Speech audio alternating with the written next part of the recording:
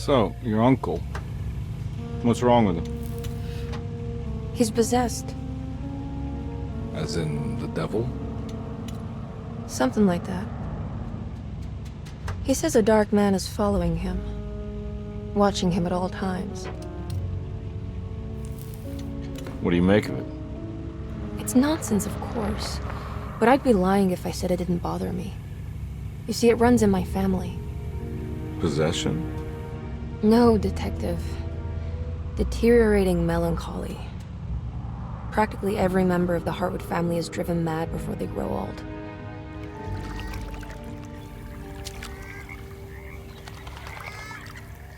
But Jeremy didn't kill himself. Is that why he's at your setup?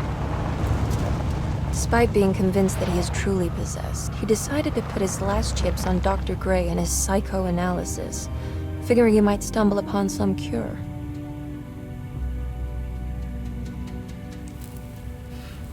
You mentioned a letter. I received a disturbing letter from Jeremy accusing the staff and all the other patients of being involved in some cult. And now they are also out to get him. Could it be real? Or is it all just in his head? It's a story he tells himself, Mr. Carnby. Anything to avoid the truth. Which is?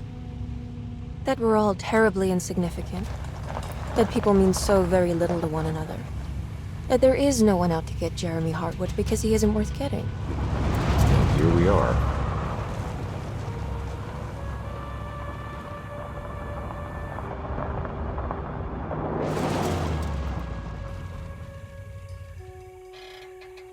My uncle's not well, Mr. Carnby. I want to make sure he's all right. Then what's my part in this? You couldn't get a cab? I just wouldn't feel safe going alone.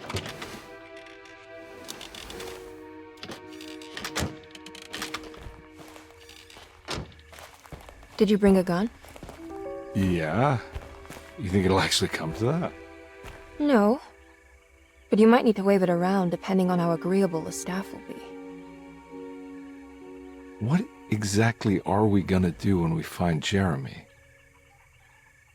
I don't know. Let's just find him first.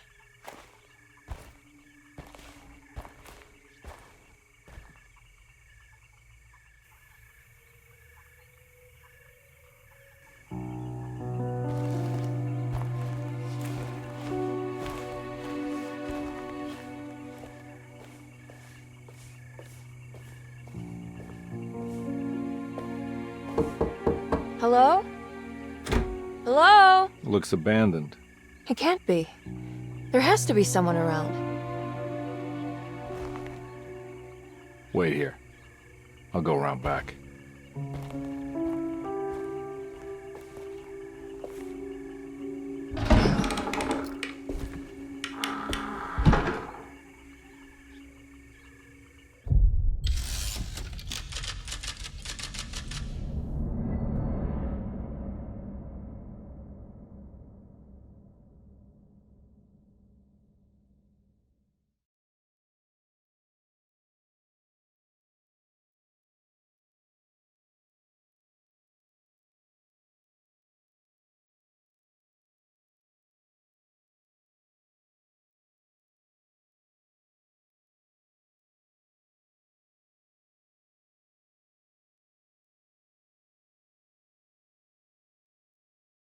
Now what do we got here?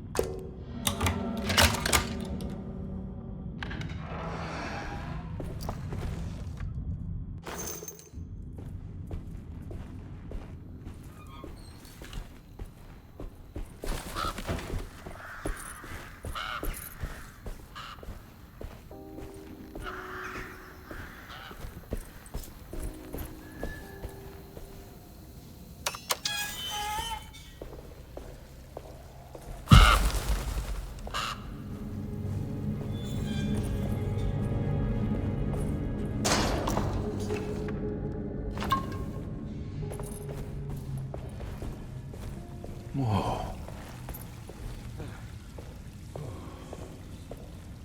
That's one big tree to fit inside a conservatory.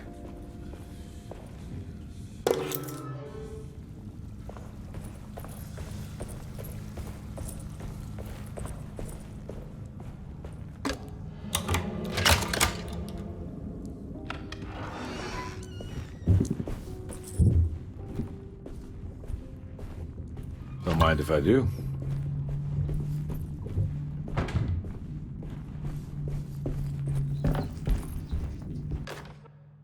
Every day your silence weighs a little heavier. It's been a difficult year for everyone, and many have lost all hope. I read in the papers about people suffering. Pictures of dust-covered landscapes without a drop of water. I wish I knew if you were still tending the earth or if you had turned your back against us. I have started to look for help elsewhere. I pray you will tell me if I am going down a path that you find disagreeable. With help from Baptiste and Charlotte, I found comfort in the practice of the voodoo. I have long been skeptical of that Caribbean cult, but it's been of good use to me. It seems all harmless in my book. I say some words dreamt up by the Creoles, and I carry around a small pocket of gree-gree. Nothing of this is mentioned in the Bible, of course, but the French Quarter priestess tells me it's all connected. She says the Christian God is just one more perspective on the creator of things. That's what I like to think, but the other way around, that the spirits of her faith are just aspects of you, our Heavenly Father. I am so grateful for the words you gave Mr. Hartwood. We will sing your praises at St. John's Eve. The world will be blessed soon again.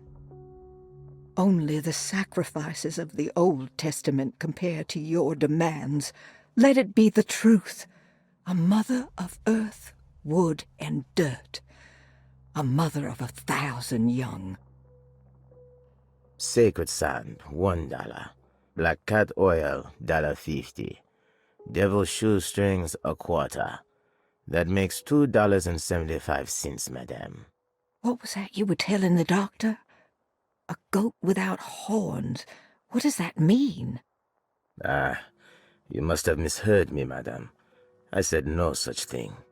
Please, I know I don't look like any of you, but I'm devout. I'm ready to do what it takes. Do not be so eager to sacrifice the few things you have left, madam. Now please, leave my store. A goat without horns.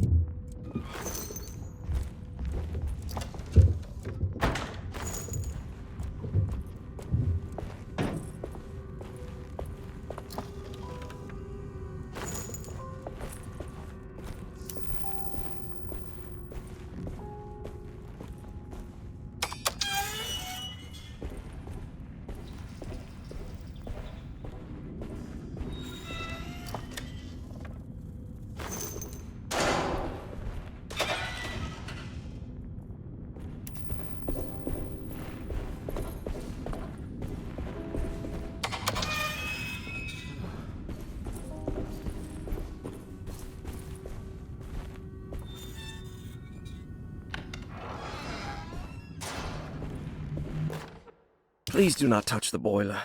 It is working after all. While the sabotage has caused a leak, only the decorative plate has been completely ruined. Let's wait for Mr. Chance to turn up and he can take a look at the leak. Mr. Waits.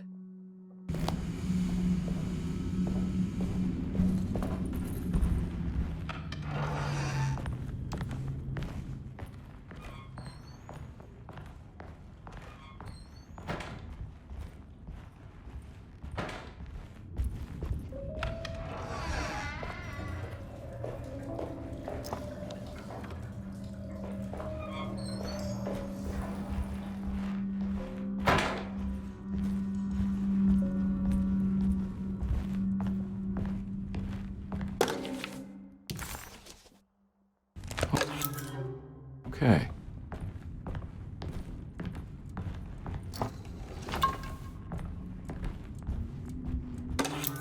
Sunday, June 22nd.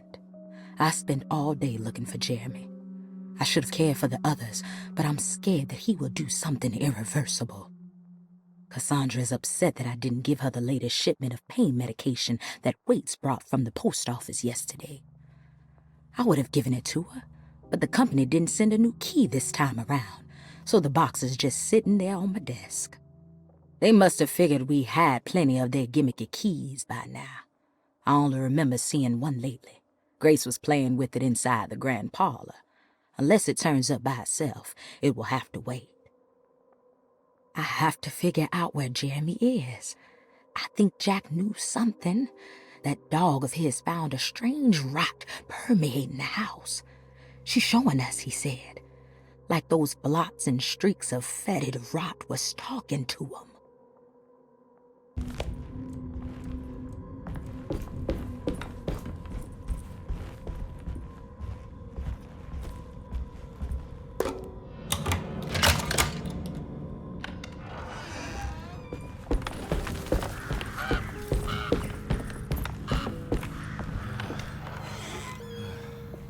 Oh.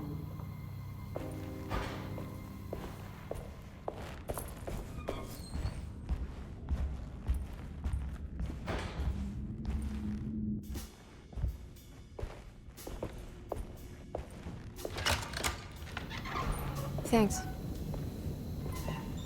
What are you doing? Who are you? Whoa, pardon me, excuse me. My name is Edward Carnby, private investigator. I hope you don't mind we let ourselves inside. I do mind. This is private property. You can't just barge in here.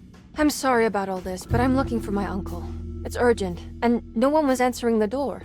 We can't hear you knocking anymore. None of us can. Who is your uncle, darling? Jeremy. Am I right? She has that Hartwood gloom, doesn't she? That's right. I'm Emily Hartwood. I just came to make sure my uncle is all right. Well, he is unavailable right now. You will have to come back another day. Unavailable how? Is he sleeping? We can wait. He's lost. Don't I know you from somewhere?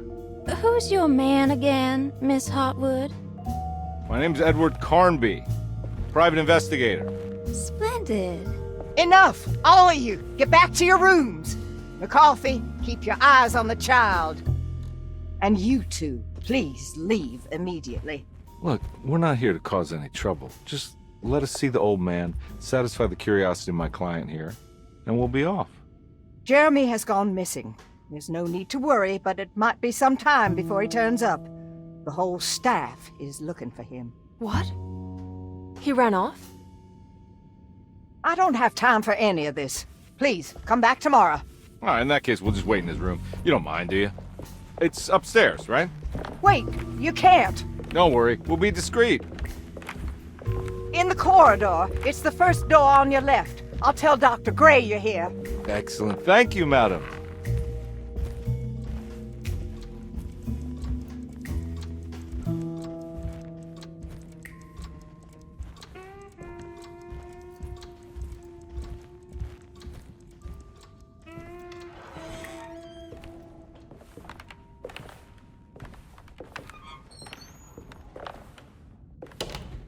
All right, here we are. Let's look around. See if we can dig up any clues.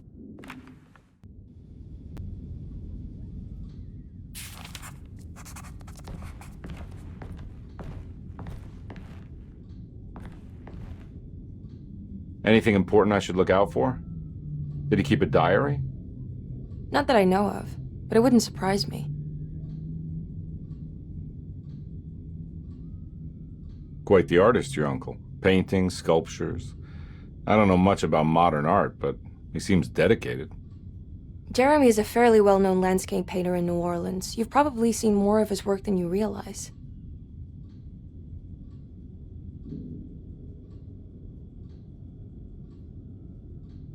We should go talk to the doctor that the housekeeper mentioned. Dr. Gray? I suppose. Let's just do a little more digging first, okay? Sure, no rush.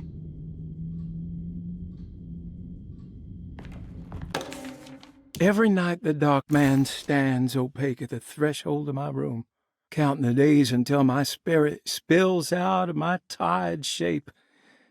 Only his pallid mask shelters my remaining sanity. Staring directly into the face of that demonic sultan would surely sunder time itself. Would he have looked the same to my father as he struggled for his life? Does his veiled face haunt my niece quite the same way? I wish so that I could rest my soul in that sunburnt convent of Teruel. Would I find you there, Juan? Or Senora Perosi, back from the beyond? Every night I hide from him, moving from one misshapen memory to another. Scenes conjured out of fantasy and delirium. Places I struggle to even paint.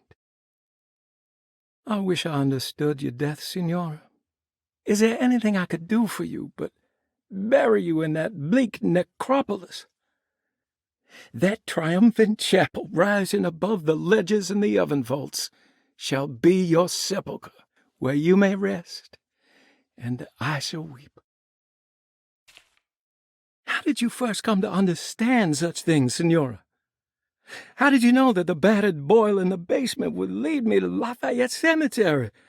Or how the old upstairs clock, with its astronomical motifs, would take me to that hateful mound outside of Claremont Harbor?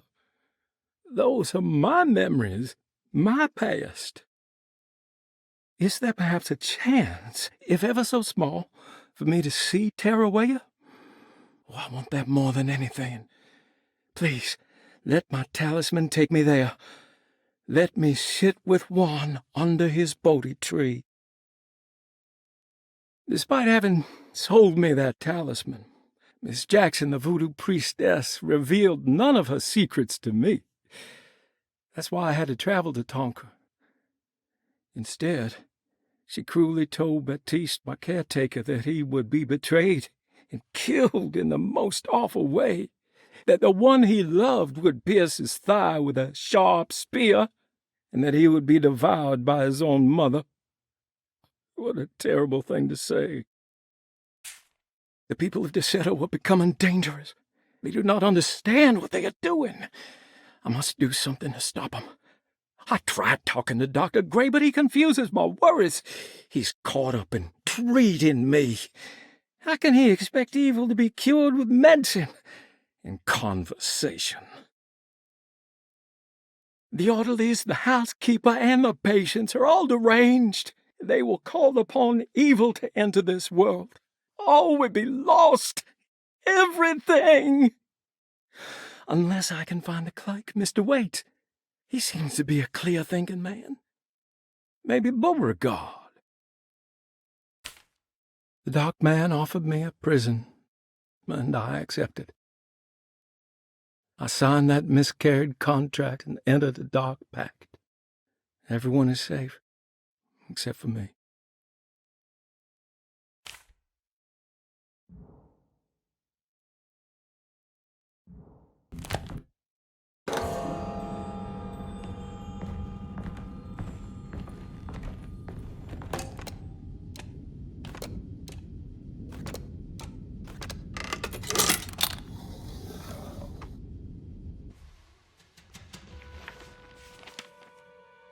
Hey, you know anything about this? Looks like some sort of talisman.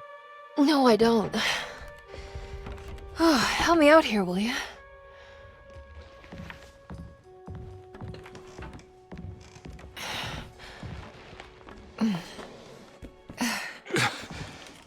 I would kill the guy, throw some of this stuff out.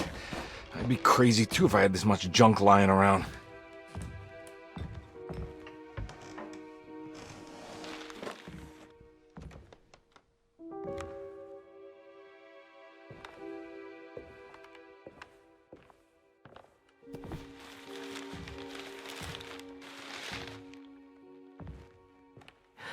Oh, wow. That's striking. I want to save this one.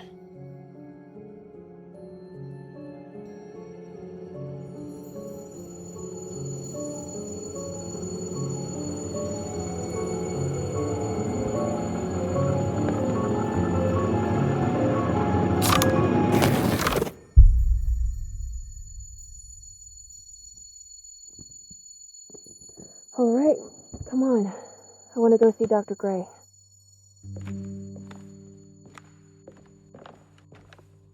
Come on, let's go. Yeah, I'm coming.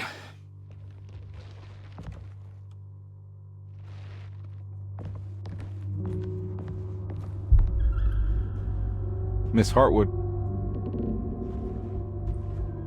Emily?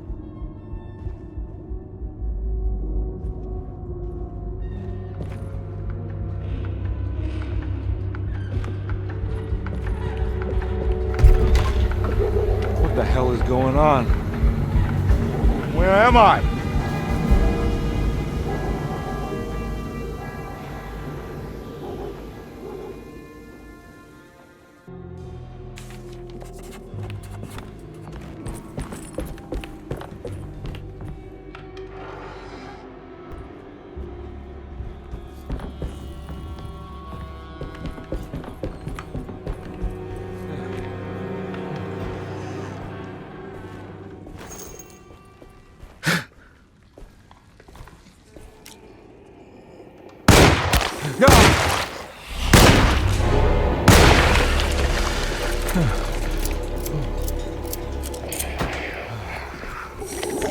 Ah!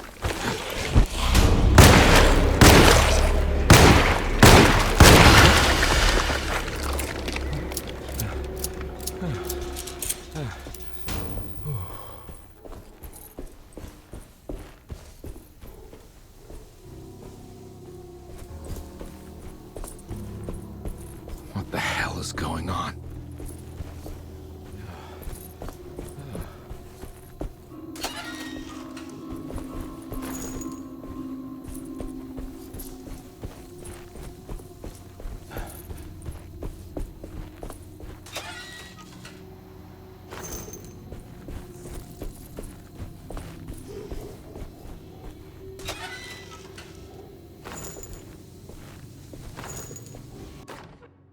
Nice.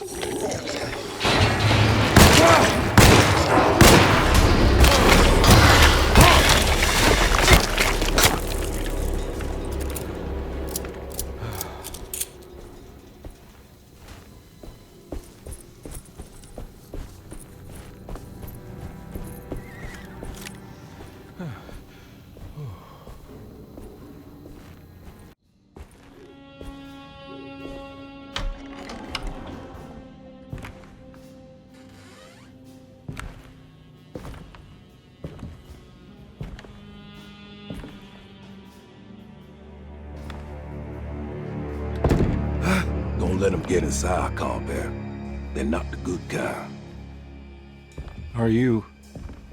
Is this your store? There are no owners here. We both strangers in Jeremy's story. Jeremy did this. How? The pact with the dog man. Jeremy warned us, but we didn't think much of it. I'm Detective Edward Carnby. I was hired by Jeremy's niece to find him.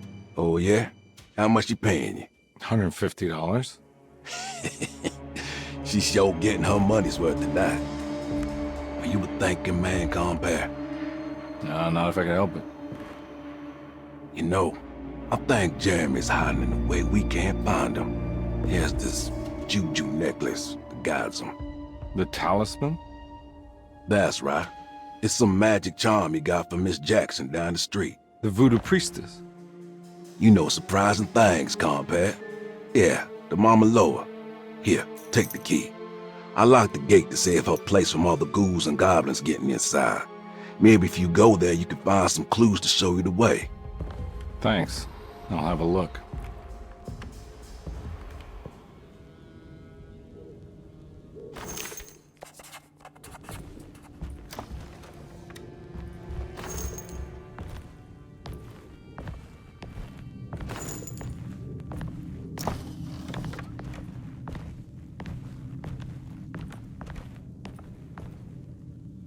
You want to come along? Nah, I'm gonna stay here for a while.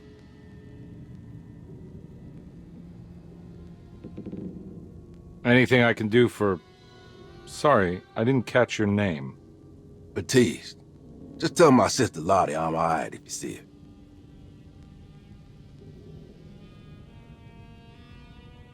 All right, I'm heading out.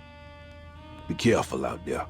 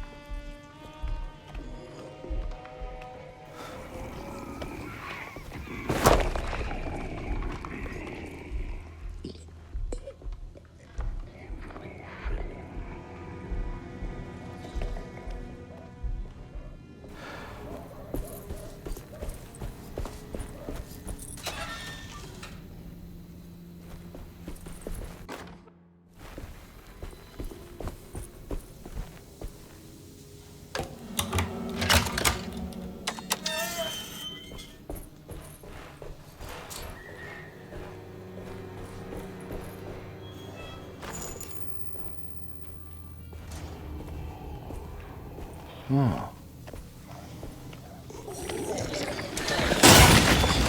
What?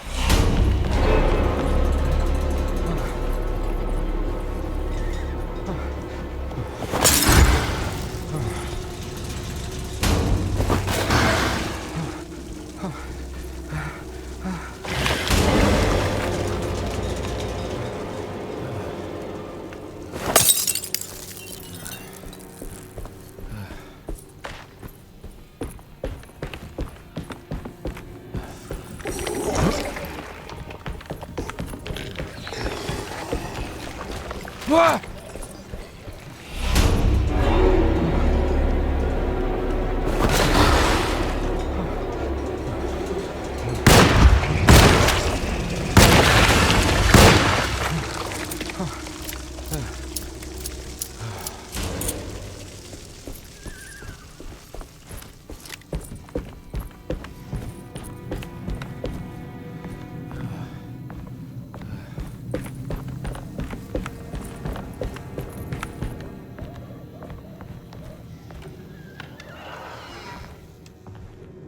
I recognize this place. It's Miss Jackson's seance parlor. Let's see if she's got any information on Jeremy's talisman. It's the talisman, like the one in the painting.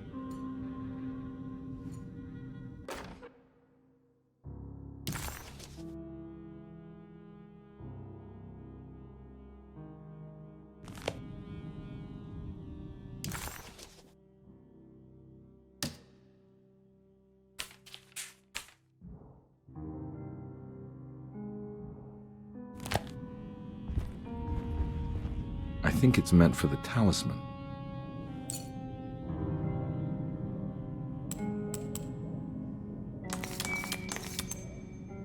I think it needs numbers, like coordinates. Maybe there's something in Jeremy's notes.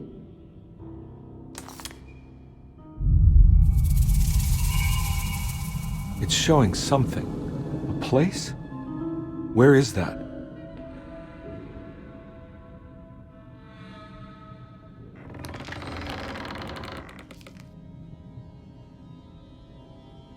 Huh.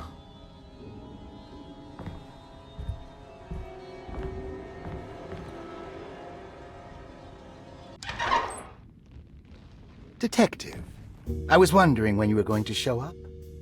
Mrs. Thompson told me you were here. I understand you are working for Jeremy Hartwood's niece. Yeah, I guess so. I mean, you're not wrong. We came here for her uncle. I just didn't expect...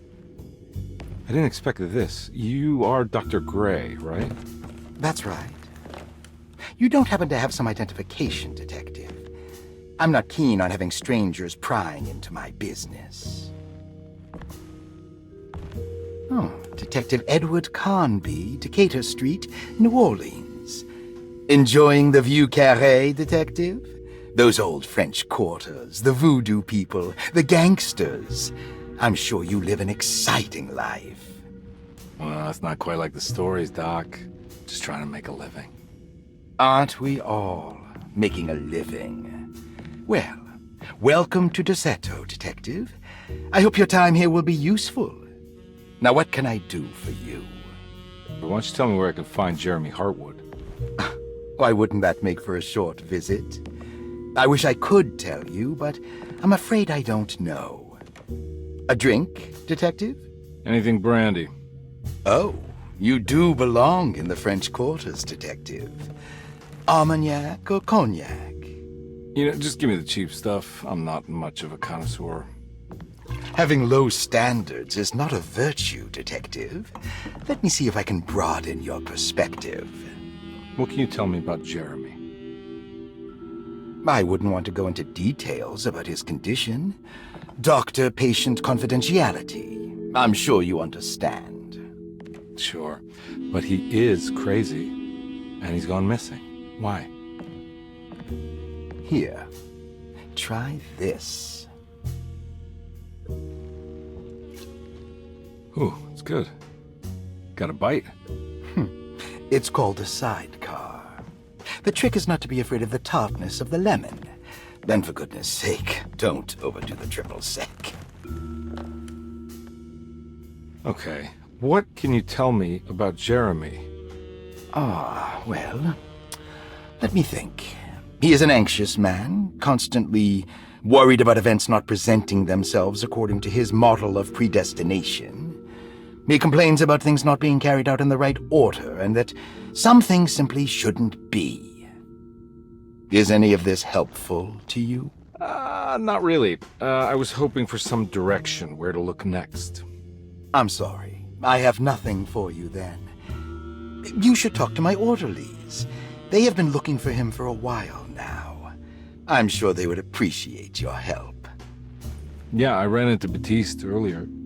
Come to think of it, he might have given me a lead. Oh, excellent. So your investigation is already underway. I'm gonna go, but I'm sure we'll meet again. Looking forward to it. Safe returns.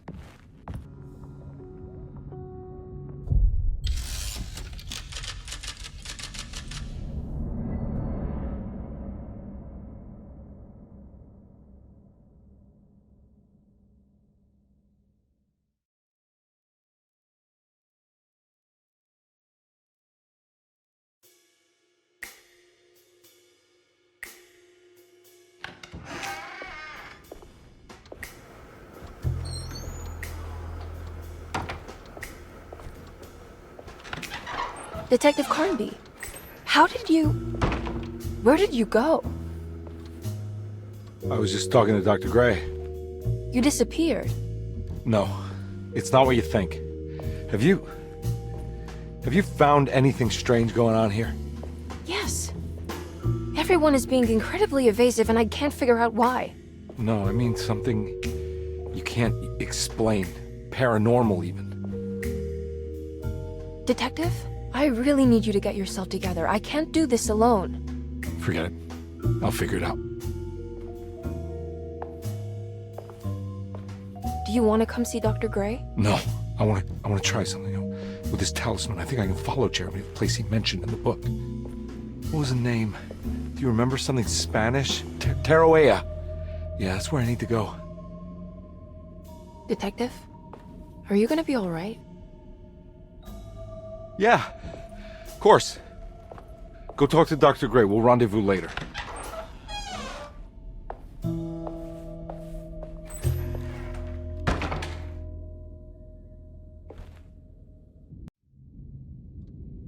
talisman brought me back from the French Quarter in the blink of an eye.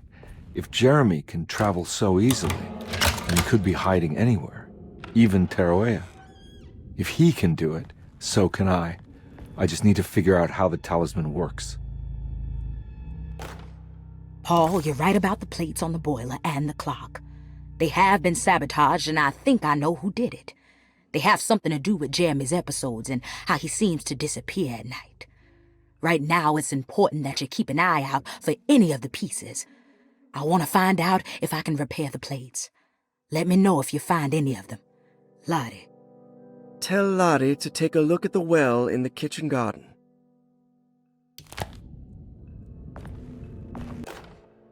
Saw your notice in the boiler room. You should know Mr. Chance won't be coming back. I got no business being in there myself, but you can take a valve from the wine cellar if you want to try to stop the steam pouring out. Be careful.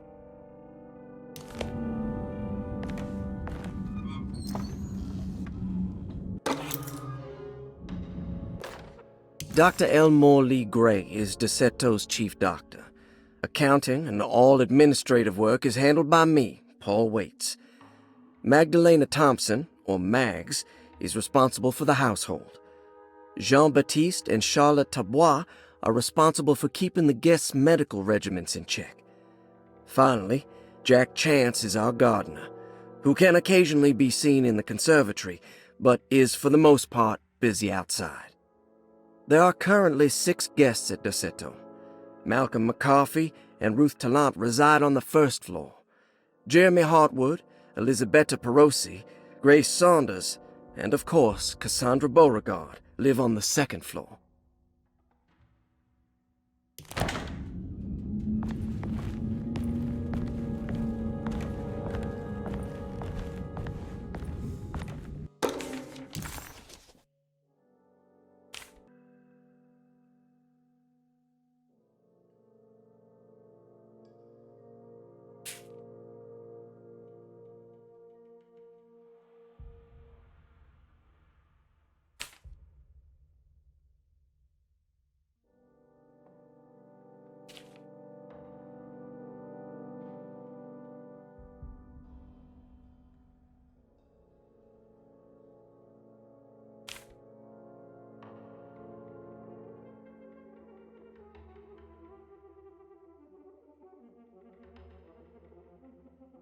Looks like all the patients are accounted for, except for Jeremy.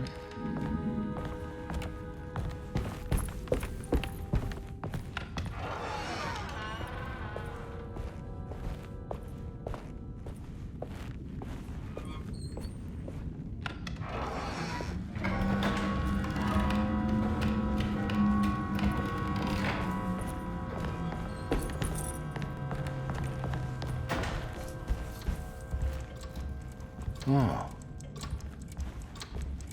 It's stained. Looks like some kind of rot.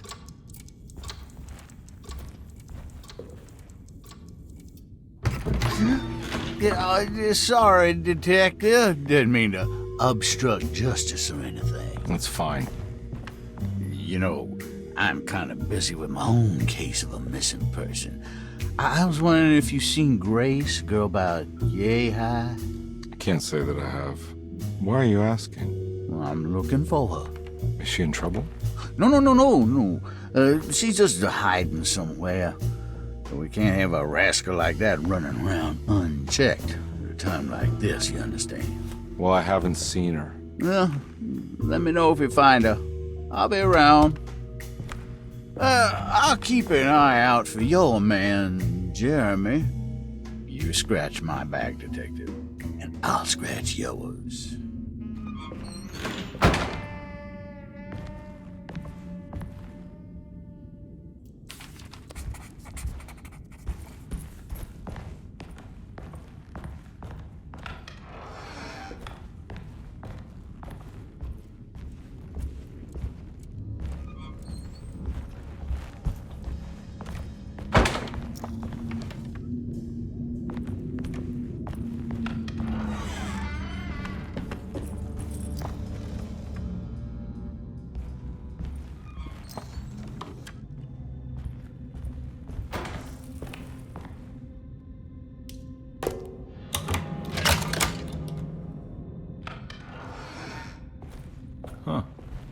eccentric. I did it! I crossed the thresholds to my intended destination without a focusing device. My talisman now knows these roads, and I have no need for the plates. I can find my way to Lafayette as easy as I find my own room. I visited the grave of my father and seen the oven waiting for me. Thank you for opening these doors. I now must summon my courage and go back to that hateful mound outside the oil rig.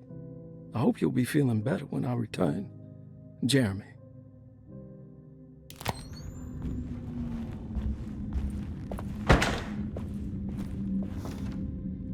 These paintings got some grim-looking rot on them.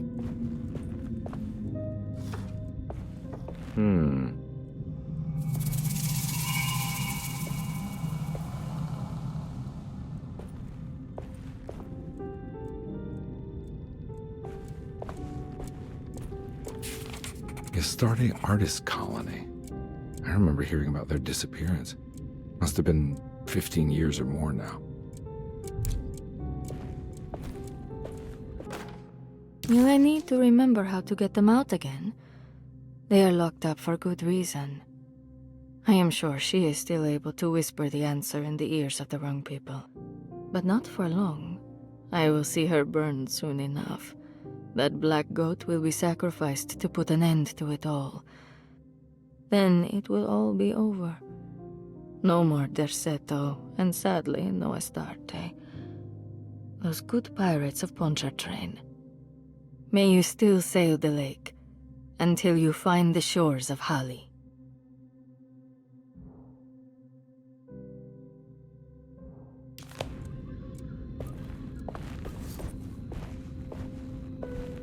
What are these symbols?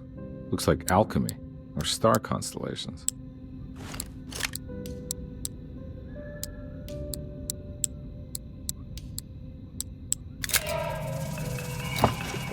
Got it.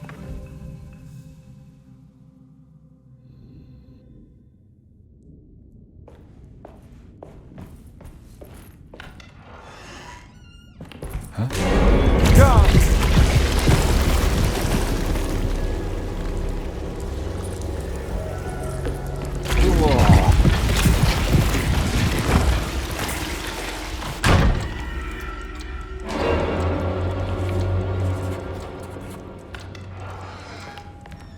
What happened? Everything's normal again? Looks like everything's back to normal here. Emily's here.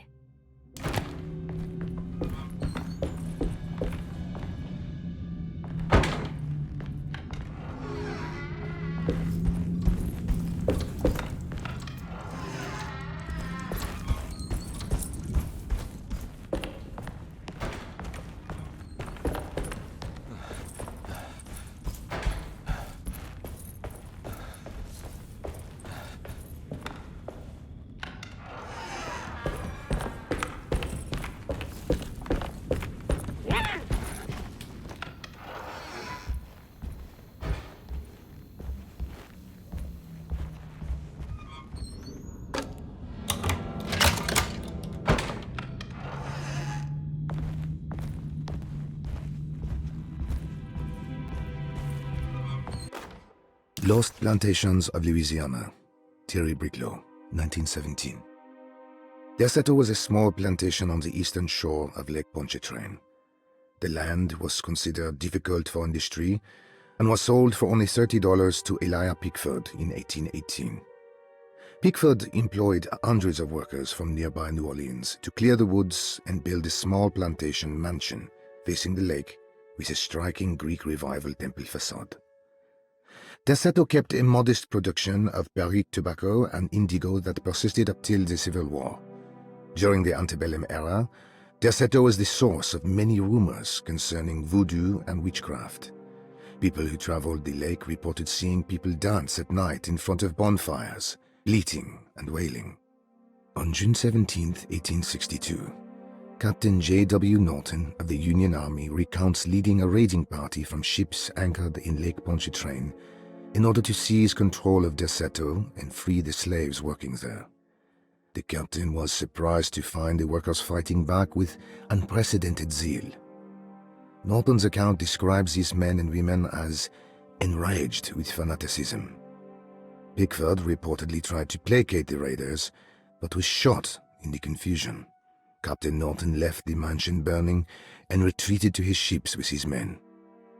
Deseto was left in ruins for several decades. The ownership of the land was long disputed and returned to the Ledoux family in 1901. Several police reports were filed during the following years as the Ledoux tried to get rid of a camp of squatters on their land.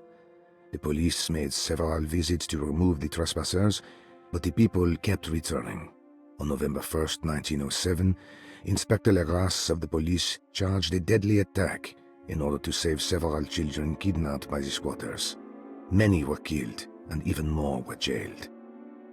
The following year, Ledoux rebuilt Deseto, incorporating the surviving stone foundation and adding a magnificent wrought iron conservatory. The farmland had been reclaimed by the surrounding woods, so it was no longer profitable to use as a plantation.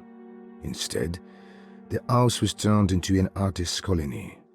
The Astarte Artist Colony was a successful group of artists, including figures such as painter Heinrich Cassel and poet Nora Keith.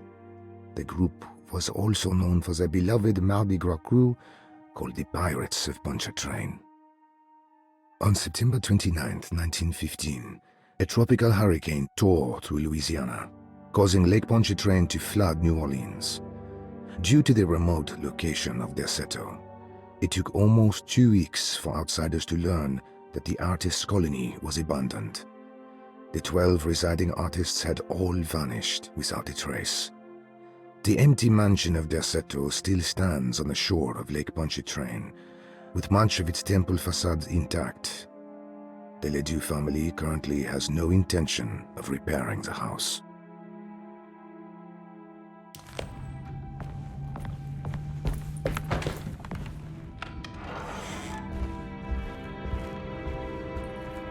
Now we're talking.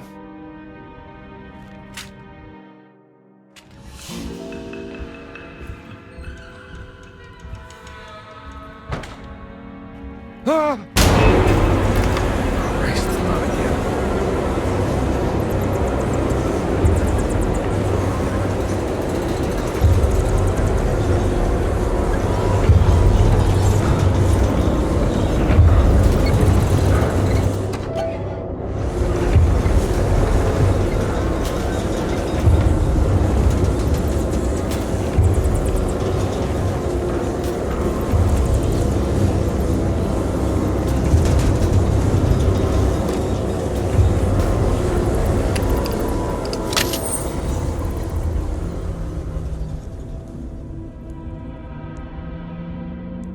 What the hell is going on?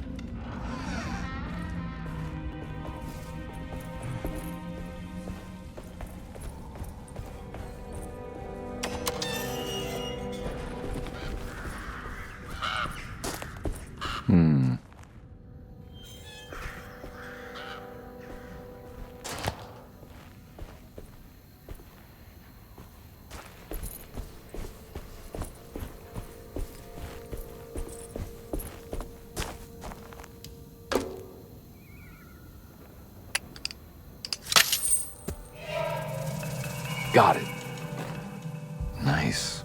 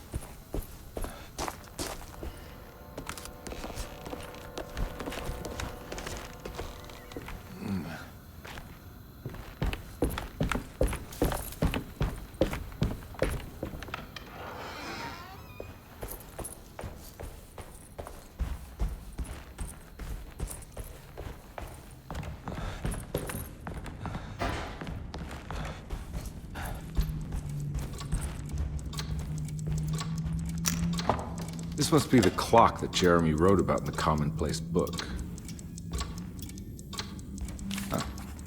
Looks like the plate that held the talisman in the seance room. But it's broken and missing some pieces. I think I've seen this somewhere.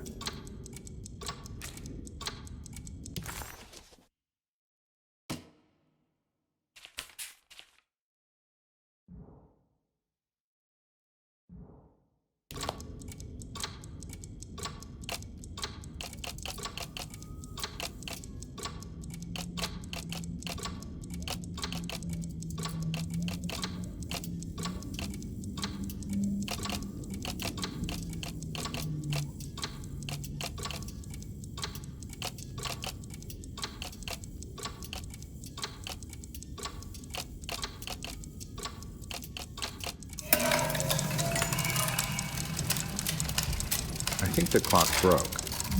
Or maybe it just stopped at a very precise place. Huh.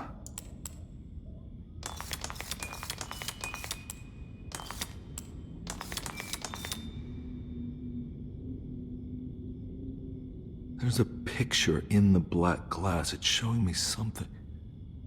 It's the hallway outside Jeremy's room.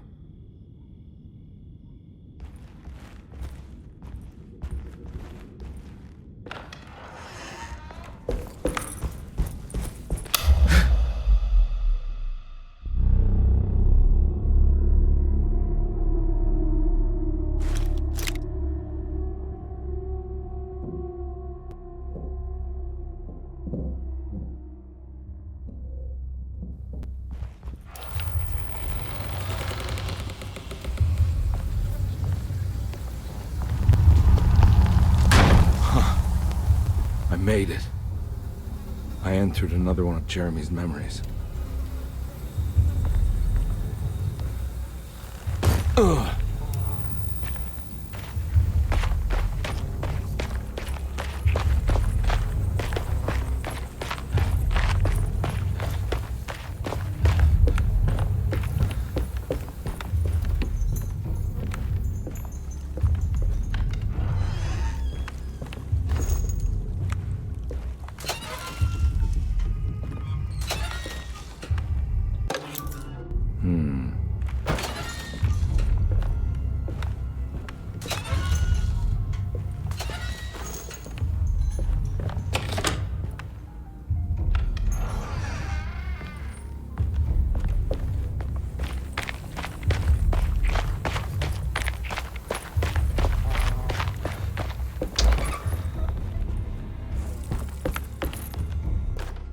May 1923, Monday.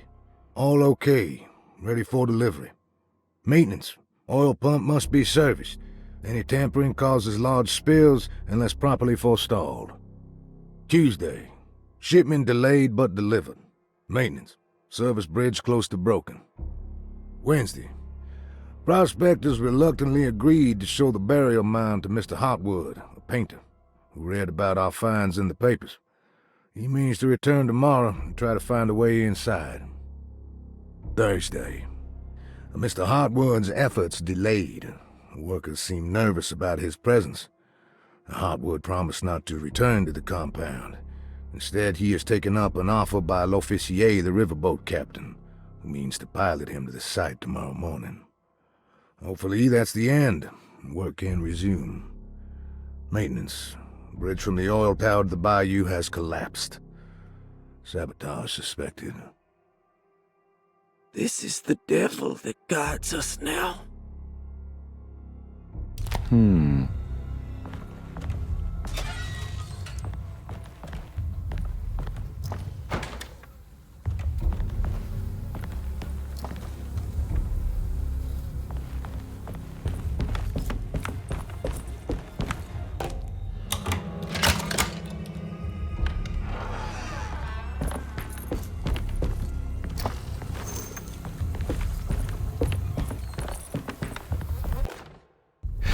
Got it.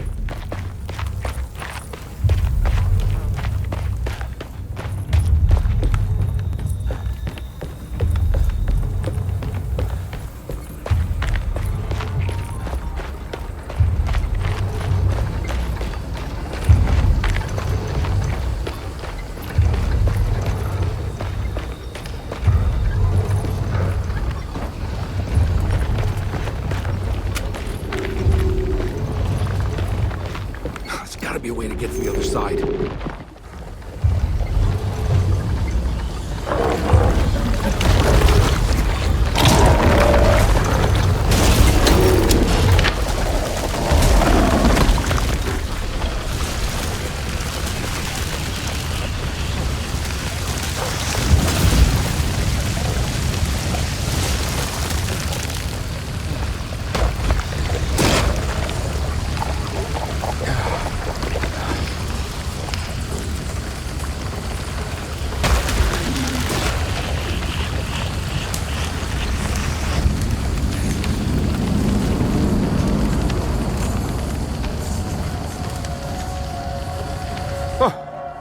All right.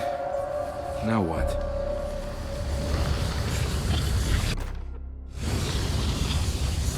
Come on, Carnby. Wouldn't you rather fall to your death than go up in flames?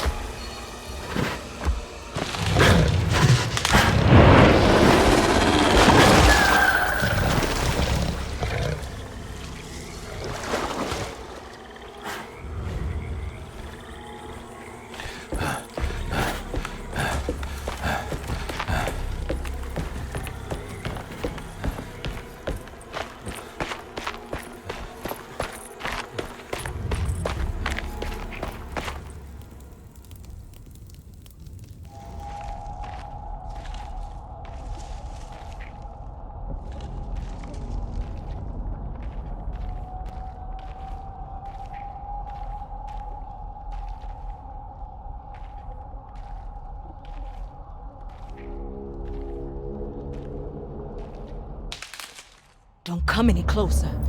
I'm armed. Get that thing out of my face. Who are you? What are you doing here? I'm just a detective trying to find something called Teruea.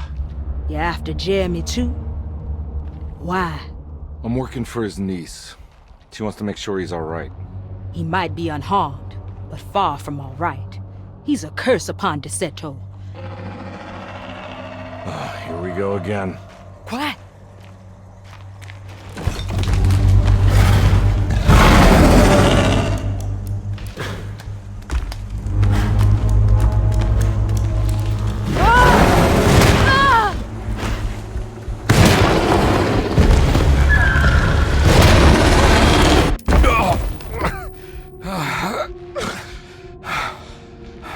Oh, Christ in heaven.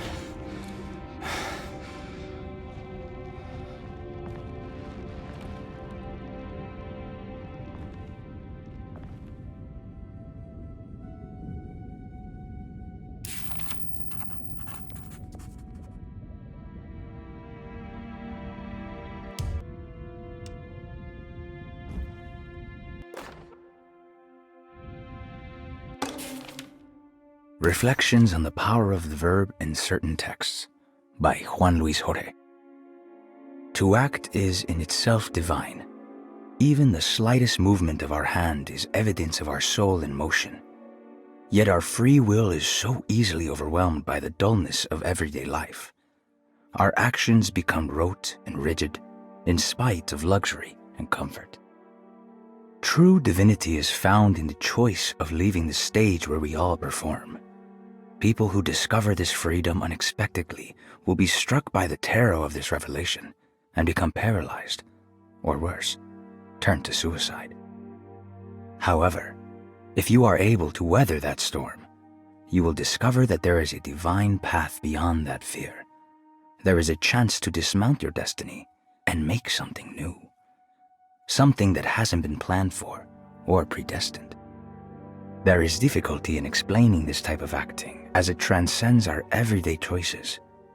This isn't some banal decision choosing one career over the other, or even who I should marry. Leaving the stage, no matter how, isn't a matter of course correction. It's a rejection of the story that the creator is telling.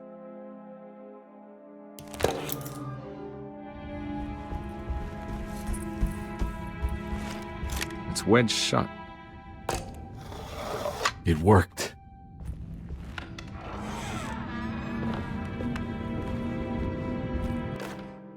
The Barlow lens. Instructions. To double the magnification of your telescope, simply fit this Barlow lens to your instrument. Then operate the fine tuners to adjust the distance between your lenses. This is easily done while looking through your eyepiece. Simply search for a position where your picture is clear and appears flat. When correctly tuned, your telescope should present a clear picture with magnificent magnification.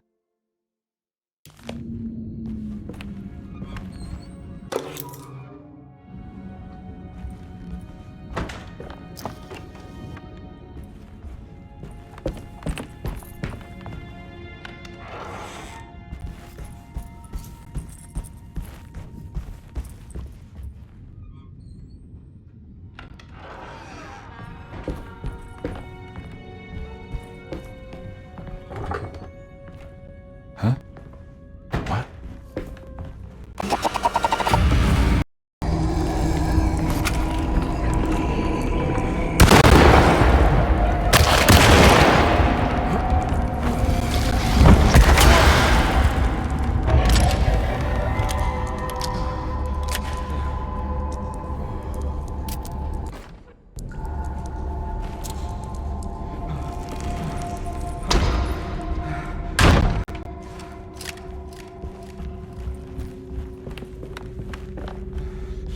It's wedged shut. It worked.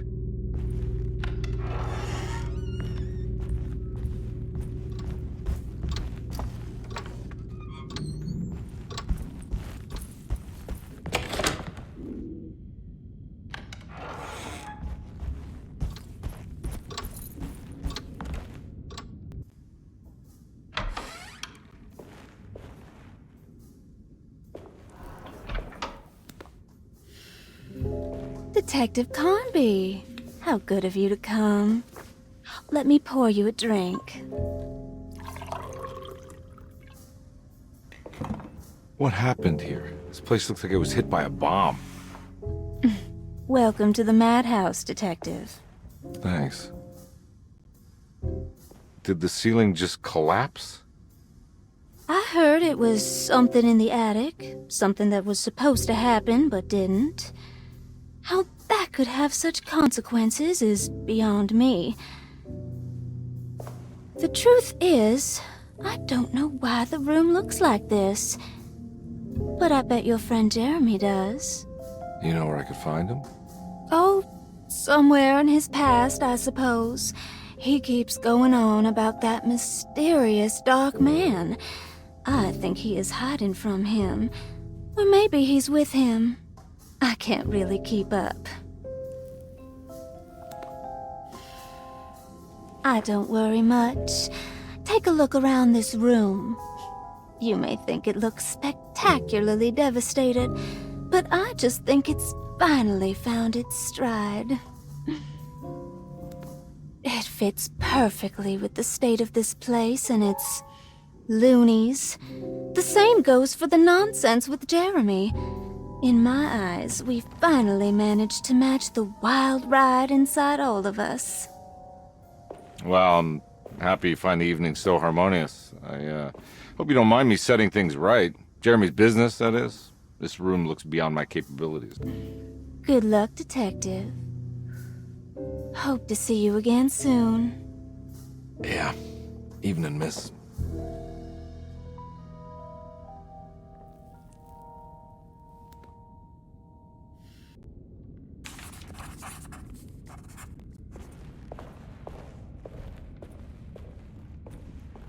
Can I get some more of that whiskey?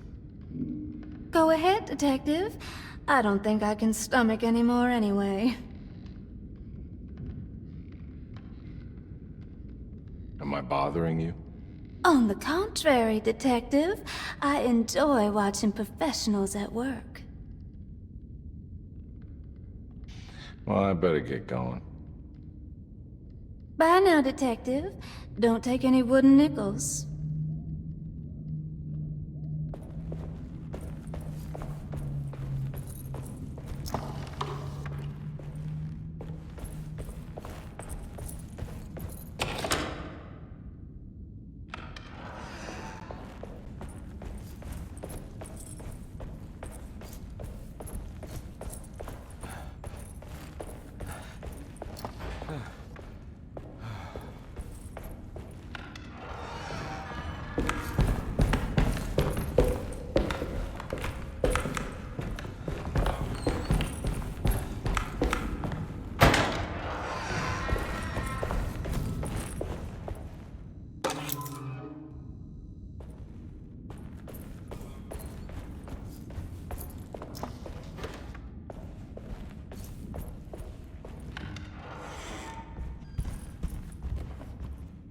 Ugh.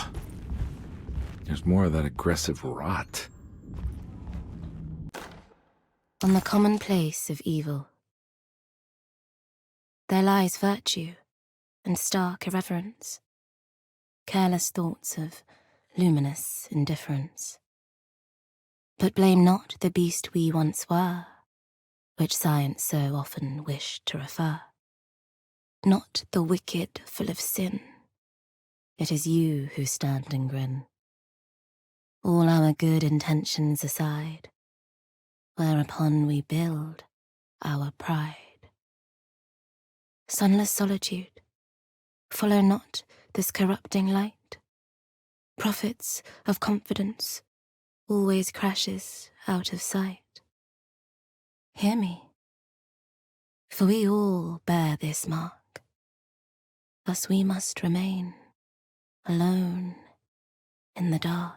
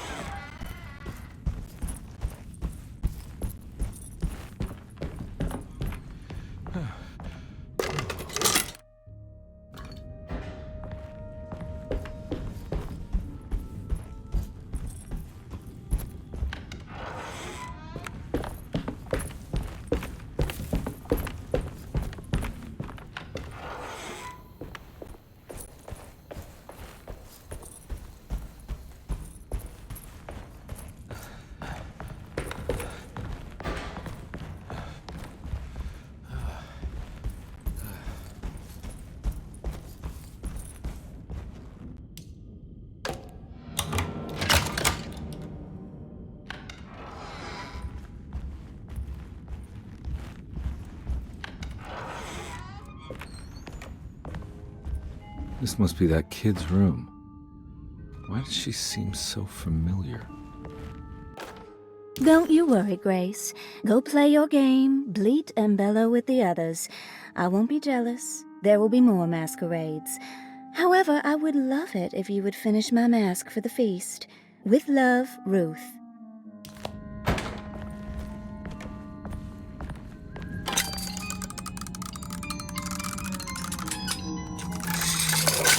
Huh.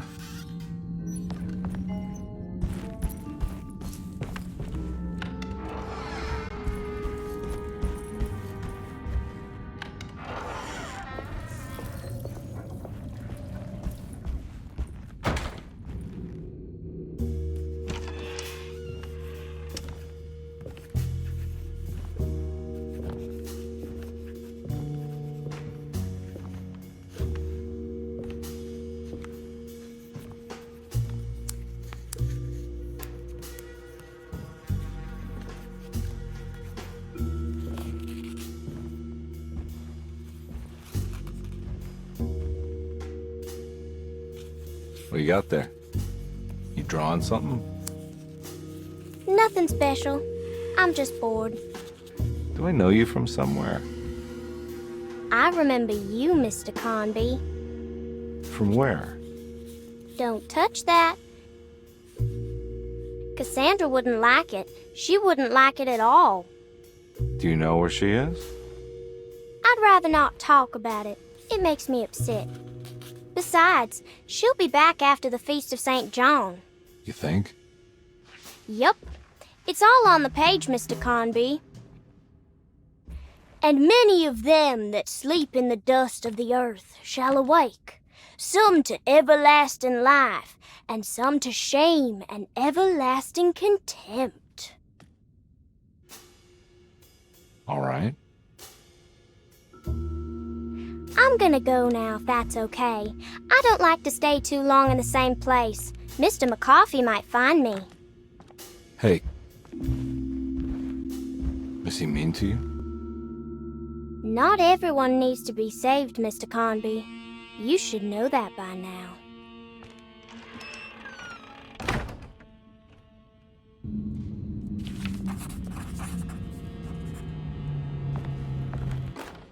Miss Beauregard, I picked up your medicine at the post office today. As you understand, it needs to be administered by the orderlies for your safety. I've put the box in Lottie's room for now, and I'm sure she will find you as soon as possible. Mr. Waits.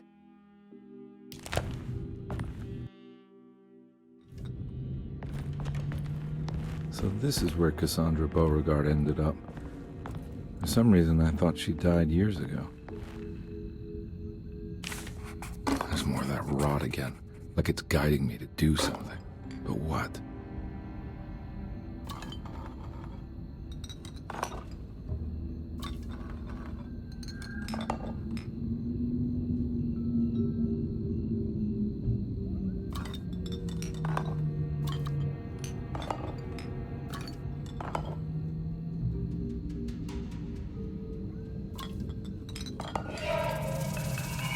The rot made the shape of a snake.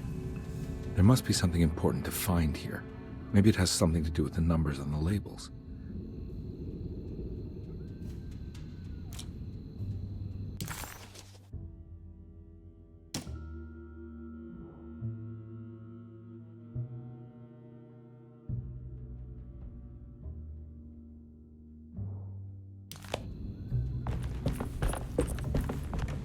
It's another one of those strange padlocks.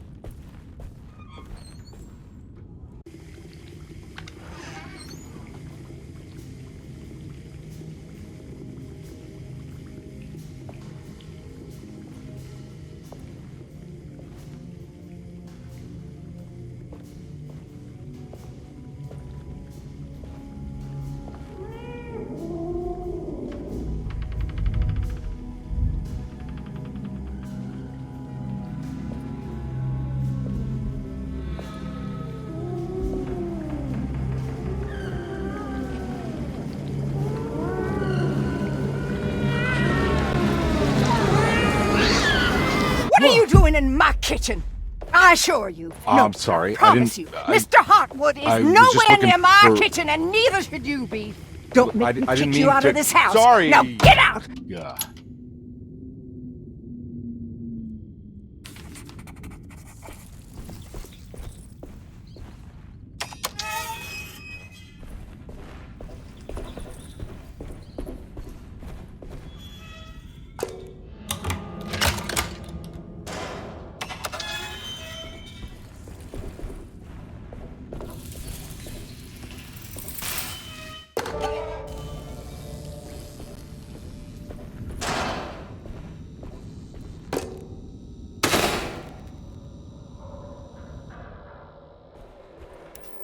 It worked.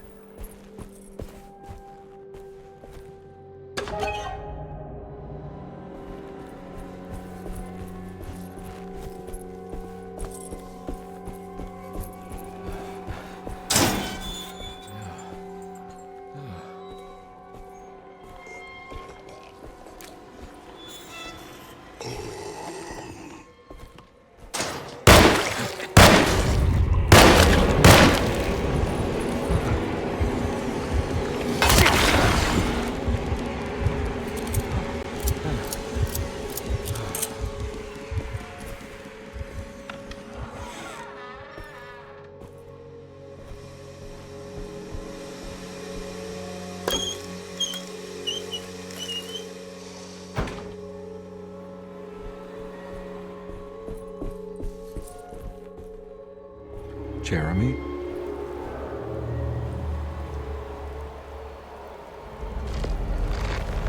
What the hell is going on?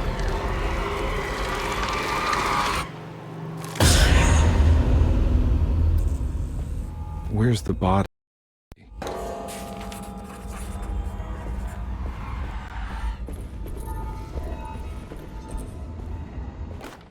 You know, Mr. Waits, I saw a piece of the plate that Liza broke. I think she's been hiding them. She's not very good at it. She just chucked it into the little room with all the tools behind the boiler. I left it there. I didn't want to embarrass her by picking it up while she was looking.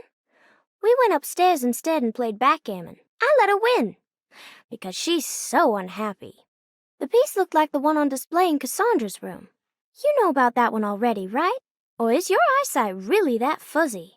I hope you don't feel bad about your glasses. You only look stupid when you squint. Maybe if you had more eyes, you would see these things. I wish you had all the eyes you needed. Your best and favorite guest, Grace. It's stained. Looks like some kind of rot. It's another plate for the talisman. Like the other one, it's broken and missing some pieces.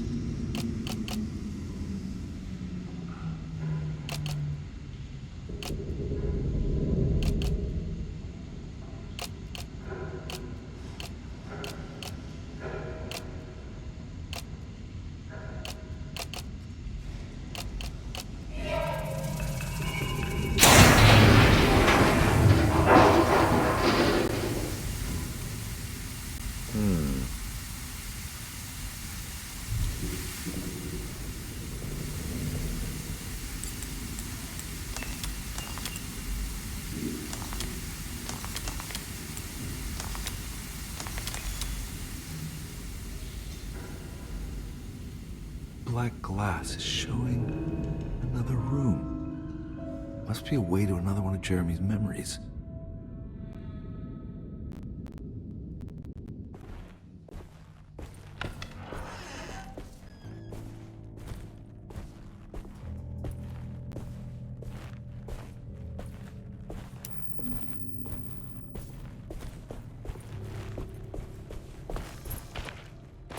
I knew it. I knew it would work. You're getting good at this, Carnby. Maybe a little too good at this.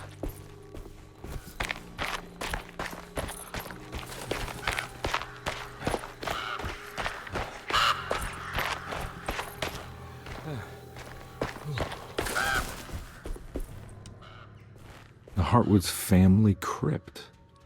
Emily's family must have deeper roots in New Orleans than I thought. I figured she was a Yankee like me.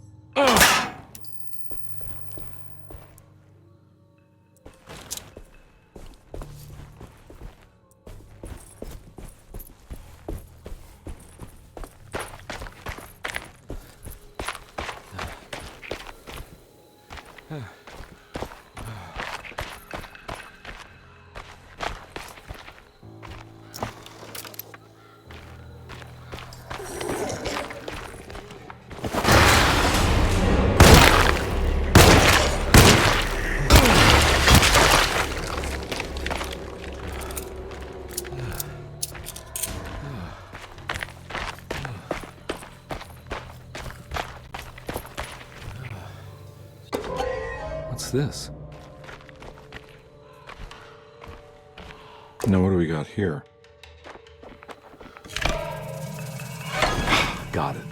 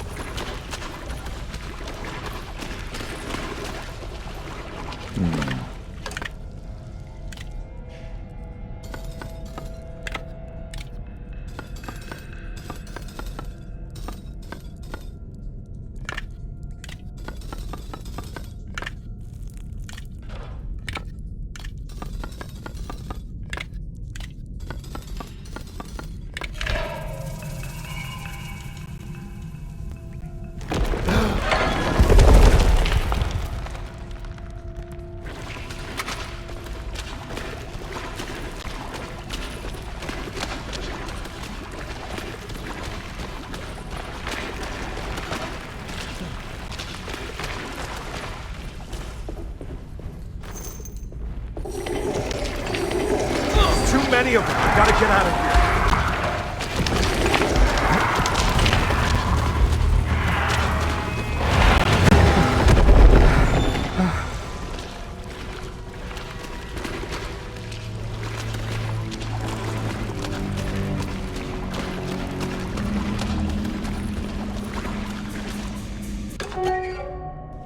What do we got here?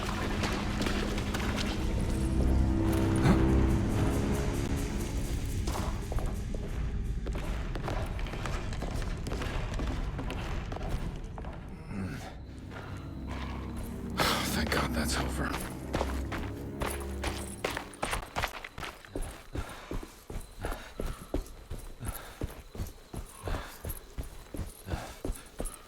Huh.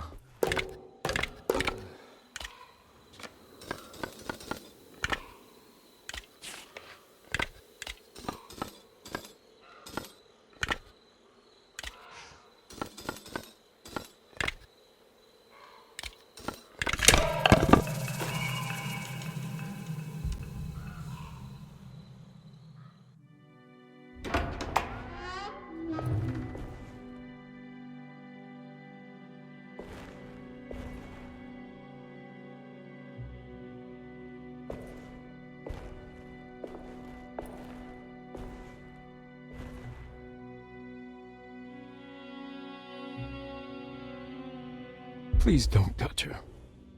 Jeremy. What are you doing here? Everyone's looking for you. I know, it's all a big mess. No one understands. I'm just trying to keep evil at bay. Just for a little while longer. You've got to come back with me. Your niece is waiting at Derceto. Emily? Why would you... My letter. Keep making it worse. What is going on, Jeremy? How is any of this happening? I made a terrible promise with someone. The Dark Man. Who is he? No, don't say his name. He can hear us. He's always listening.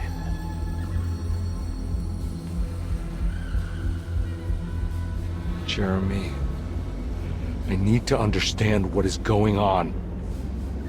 I promised him everything. When the sun rises, I will be chained in his sunken desert temple for an eternity. But at least the evil about to awaken in Derceto won't harm anyone outside of that cursed place.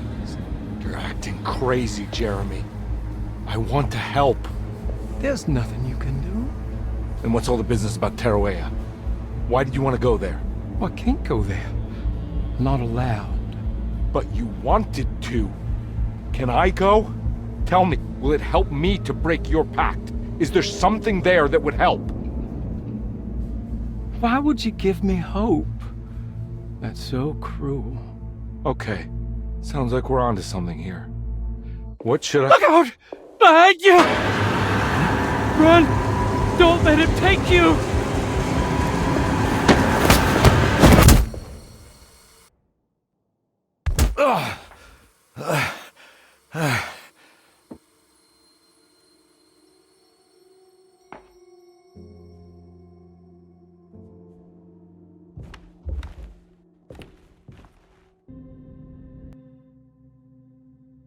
I've seen so many strange occurrences lately. Memories explode into existence and then burn out like tired glass bulb filaments.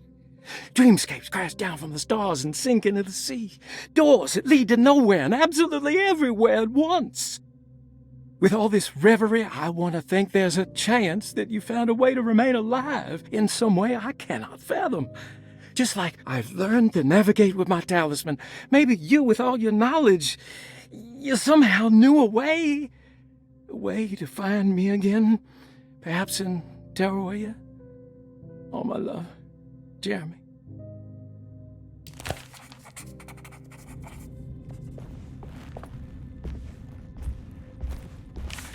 She's dead. No matter how she died, she looks peaceful now.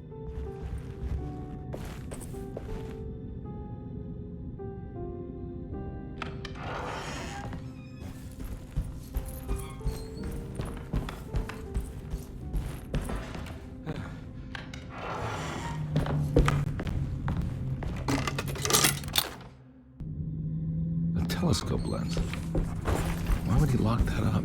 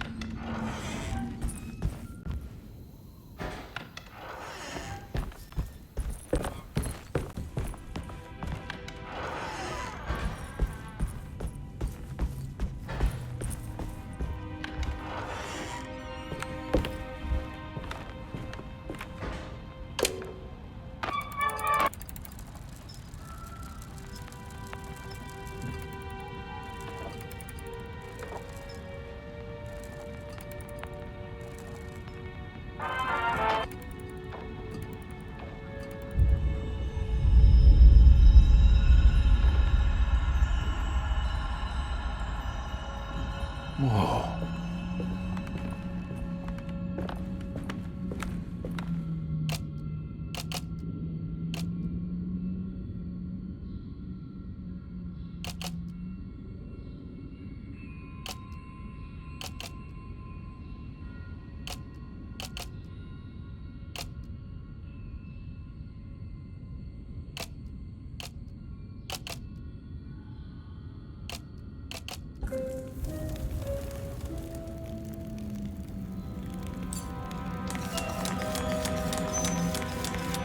Whoa, what's going on? It's dialing in something all on its own and it's showing the way to another memory? Where is that?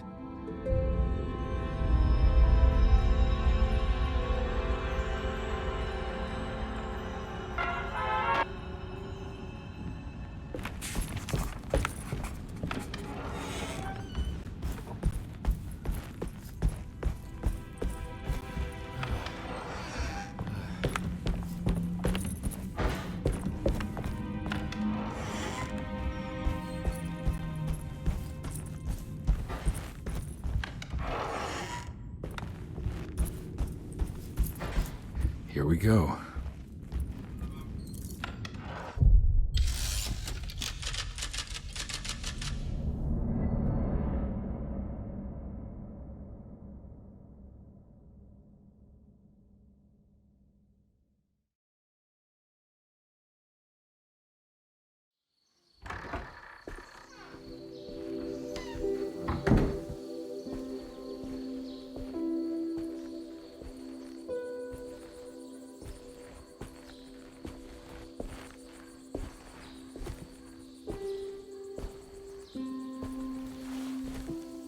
I'm glad to see you made it. I had my doubts, but the hope you instilled has yet abandoned me. I guess this must be Tarawaya. Who are you? My name is Juan Luis Jorge, and this is indeed the convent of Tarawaya. You'll have to excuse me, but Yermi never got your name. The name's Edward Carnby. I'm a private investigator. You're not a patient, are you? No. I'm the author of a book that Yermi once found important. How does that work? Are you part of this memory as well? Is this even a memory? I think calling me a manifestation of Yermi's subconscious would be more correct. And so is the convent of Tarawaya. I'm a man Jeremy has never met, and we are in a place that he has never been. Okay. So are you here to guide me or something? I have no more purpose than you do. I simply am. I will happily help you, of course, if I'm able.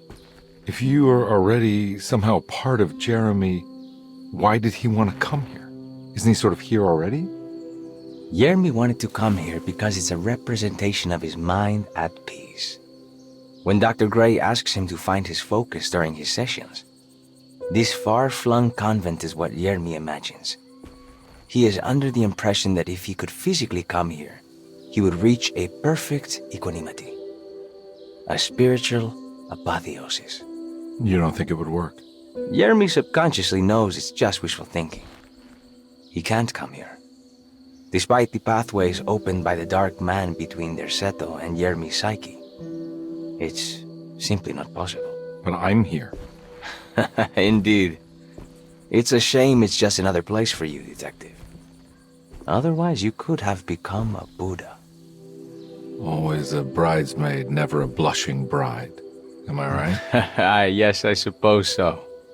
You'll have to chase enlightenment elsewhere. So what's the next best thing? What can I do here? You should seek out the convent library and try to find the truth about Jeremy's relationship with the Dark Man. It's the sort of knowledge he represses and is unable to reflect on. Will it tell me how to break the pact? Perhaps. At least you'll have something to confront Jeremy with. Wait, why can't you just tell me? I don't know such things. You'd be better off consulting the texts of Dr. Freud if you want such answers. No thanks, I hate shrinks. There is another thing you should know about the library. He is here as well. The Dark Man has been working his way through the text for a long time. He's here? How am I supposed to get past him? Be careful, Detective. Oh, jeez, just perfect.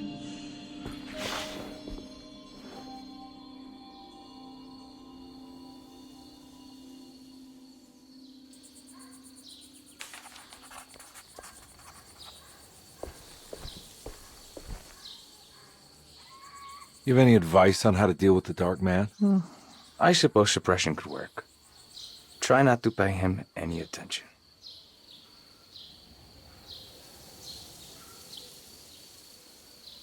I know you said Jeremy's never been here, but does this place exist in real life? I think it's supposed to be Mexico. But I am not certain of Tarahuella's origin. Well, good to meet you, Juan. I'm going in. May the gods be with you, Edward de Vilban.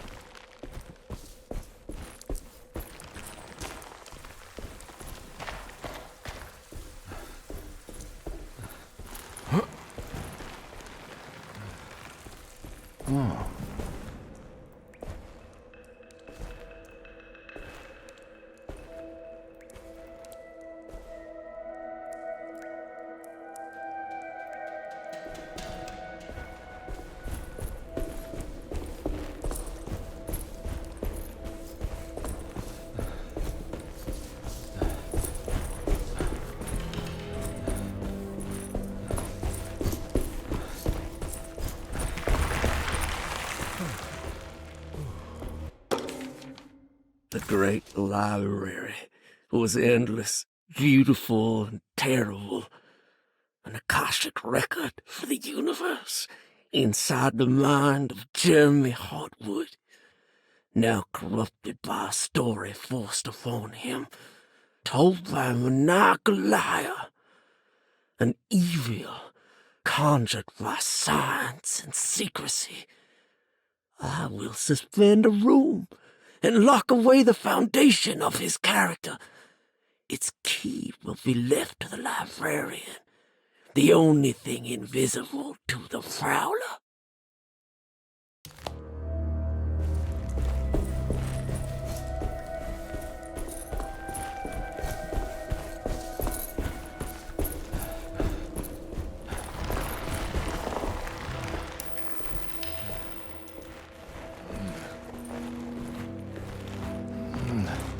Nice.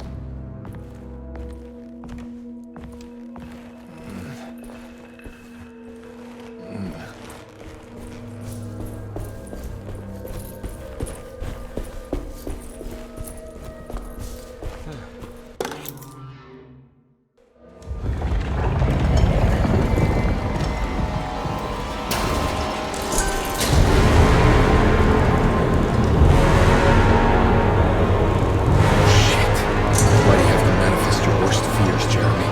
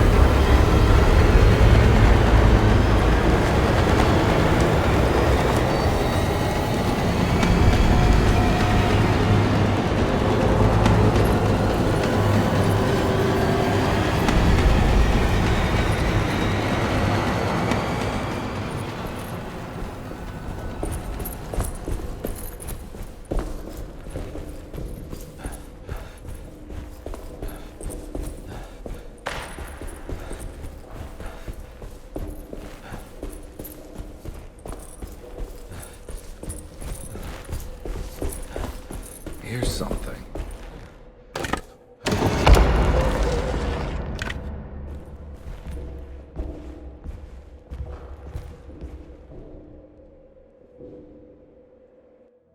It was in the hot autumn that I went through the night with the restless crowds.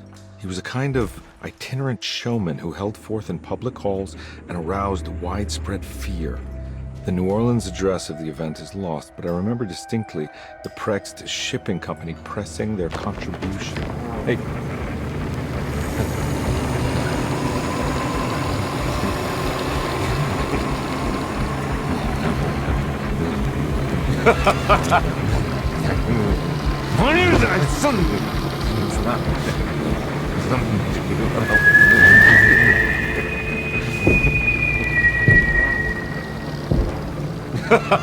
Detective!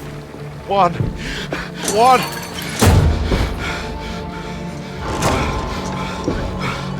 I hope you found what you were looking for. I fear there is no going back.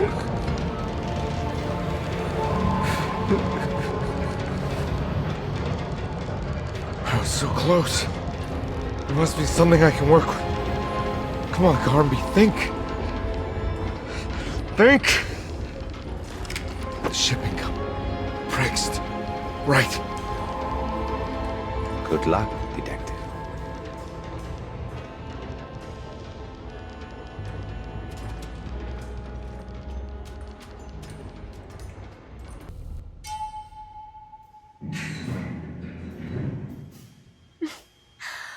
Thank God you're here, Detective. Sitting all alone in a place like this. I'd never live it down if the papers got wind of it. Hey. Ruth, right? Oh, don't pretend you don't know. I'm sure you have a whole file on me by now, Detective. I suppose we weren't formally introduced. I'm Ruth Talon. Miss Ruth Talon, in case you're wondering. Edward Carnby. Enchanté. You sure? I had too many already. Nice. It's good. I know. I have great taste, Detective. I heard you're trying to break Jeremy's promise to the Dark Man. Yeah. Do you know anything about that kind of stuff? No, but it makes you wonder. If he made a promise, can't he simply stand by his words?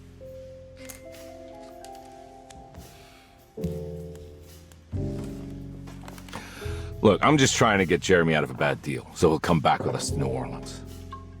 Well, if all fails. What are you doing? It's a sign of submission to the Dark Man.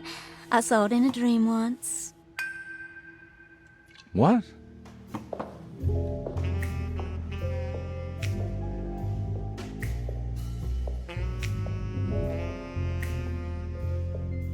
You don't know the Prext Shipping Company by any chance?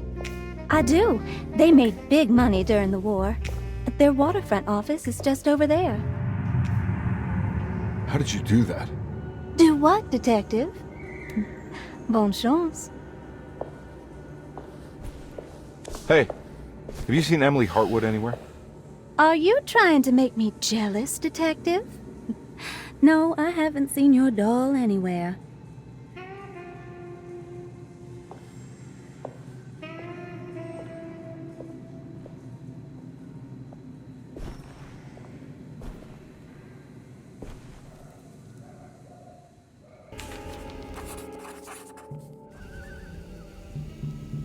Prext Shipping Company. According to the book in Tarawea, the Dark Man is connected to a performance that Jeremy went to somewhere in New Orleans. I'm sure I can find the address inside.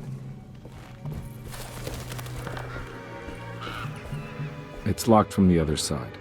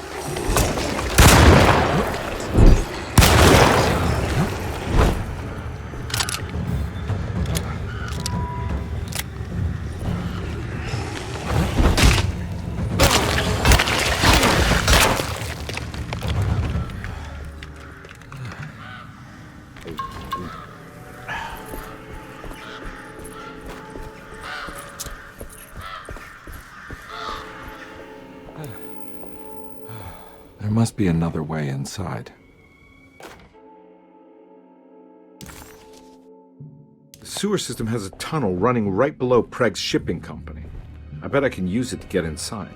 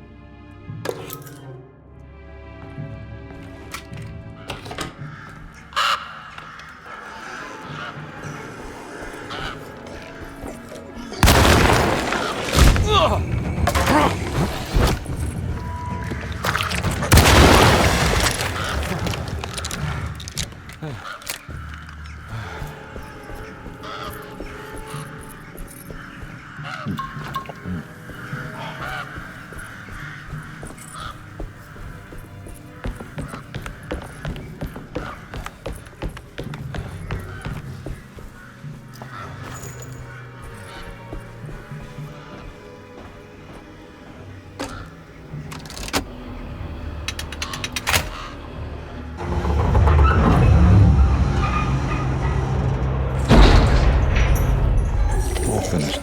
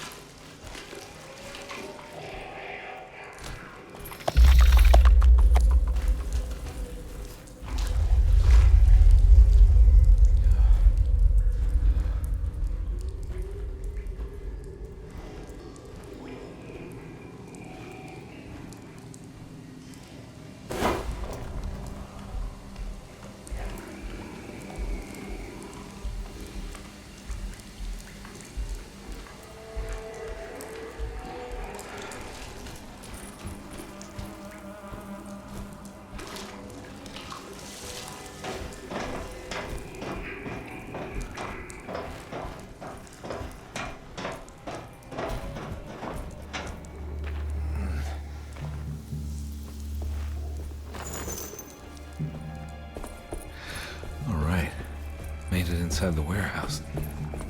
The office must be upstairs.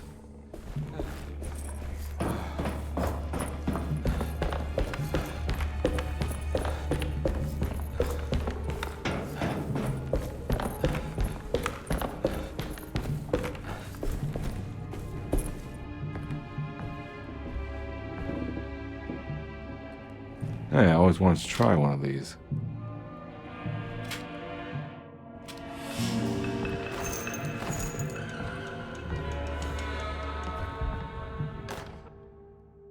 Our ship was raided while in dock. All of his things were recovered, but blood was shed. Several men were carried into the Mississippi River and drowned by ones who live in the deep. All items have now been signed and delivered. Now best keep the papers safe. What is left? Later is right, and hell is back again.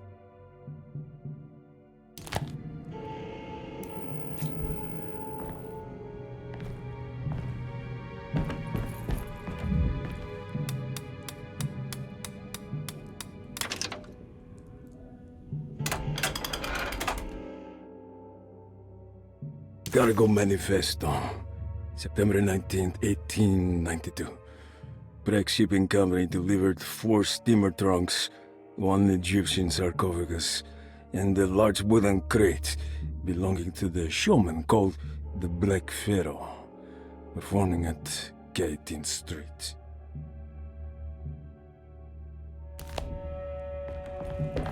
Here we go. The address where Jeremy first encountered the Dark Man.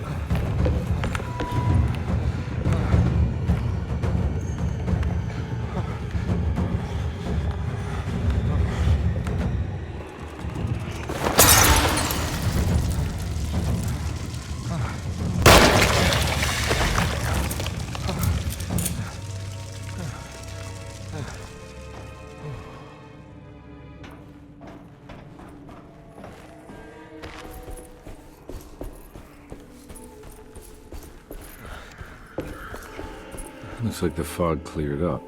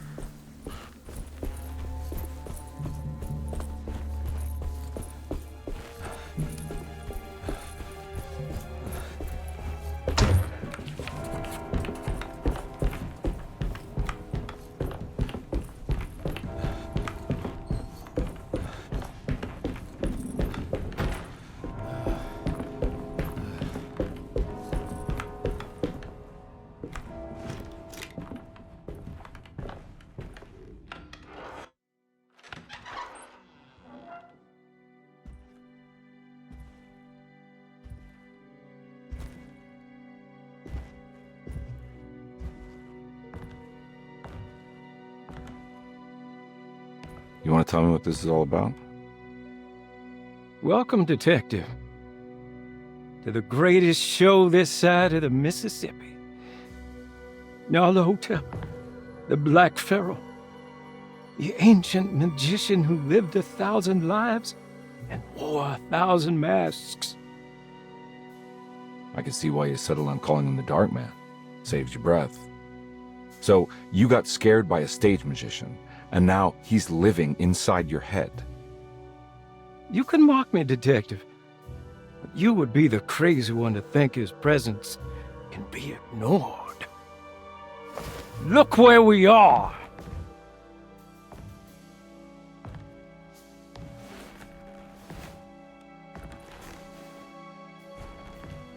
We didn't get to finish our last conversation, did we? You were about to tell me how to break the contract with the Dark Man. No, we can't. We would turn her loose on the world. So many innocent would die. But there is a way to break out of the deal. There is. You offered me a way out. Steps to take. What are they? You'll never find them. They're forever entombed in his sunken desert temple. Jeremy, I'm not your enemy. Tell me where to go. How do I find the temple? No, we can't. I have to make this sacrifice. God damn it, Jeremy. I'm gonna save you. Don't worry.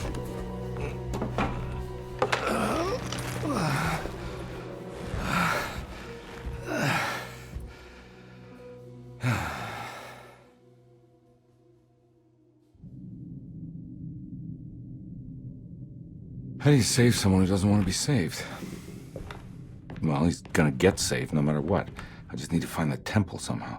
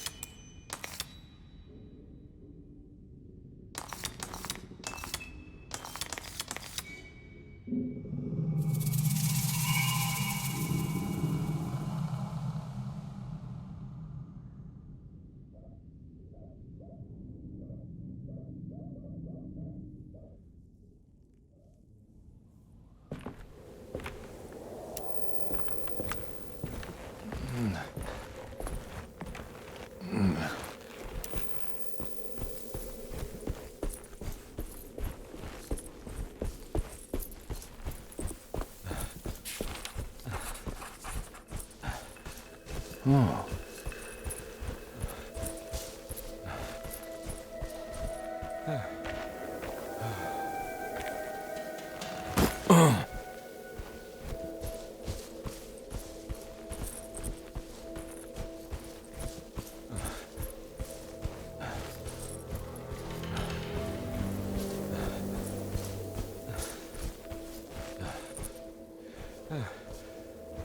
A sunken desert temple.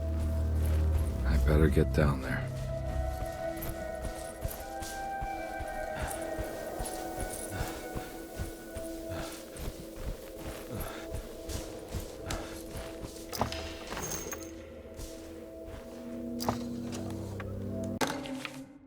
temple of Nephron-Ka lies under our camp. Despite all efforts, that unholy site did not collapse, but sink beneath the sand. The pharaoh is long dead, his name meticulously stricken from all ancient writing. But that stage meant for blood and terror remains. The temple is said to be lightless, built to harbor all the haunters of the dark found in the very depths of our universe. Calling on the gods meant creating a bridge between our world and theirs. The terrible Aldebaran of Taurus, the Black Sun, was seen as the most important star in the night sky, because, according to the Kitab al-Azif, it was said to be the home of that crawling chaos known as Nyarlathotep. Through ancient mechanisms, it was said that the priests could open shafts channeling the light emitted by that strange stone called the Shining Trapezohedron. Several streams pooled together above the statue of that dark man would then be sent through space towards the Black Sun, a message to the gods. The gifts bestowed on the sender are completely undocumented, but often assumed to involve dark blood pacts, where souls are traded for malicious miracles.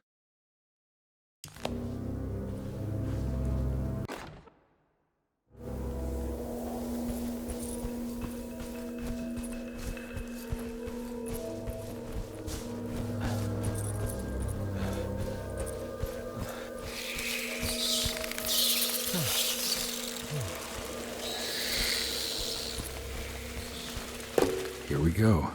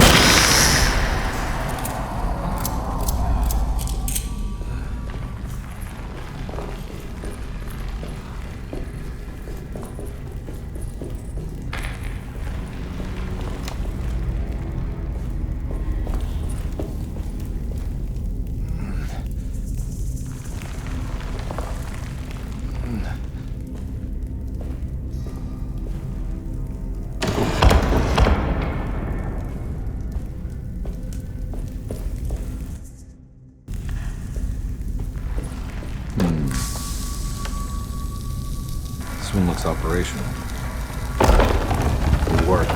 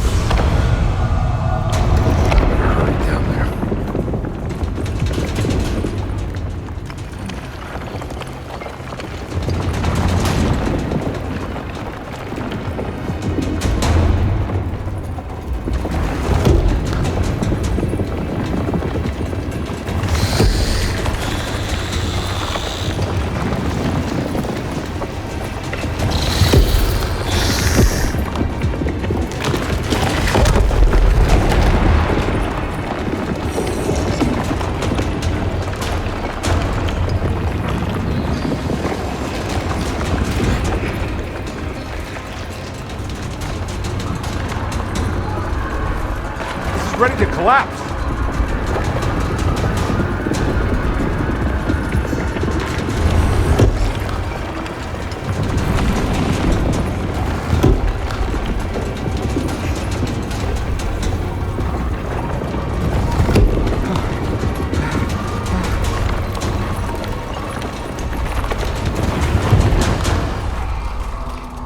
What is going on? It's a star constellation from one of Jeremy's books. The Taurus. And one star's clearly bigger. Must be important.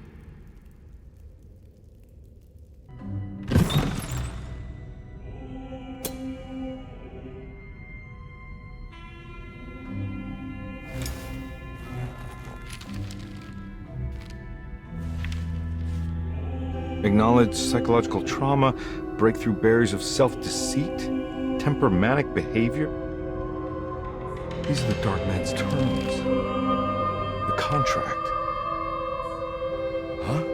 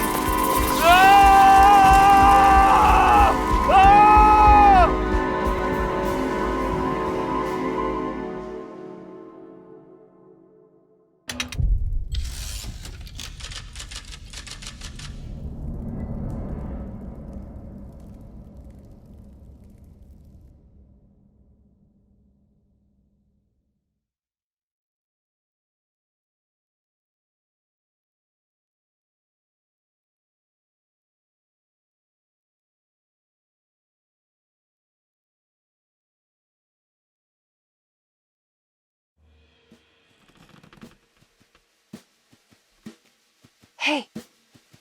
Hey, detective?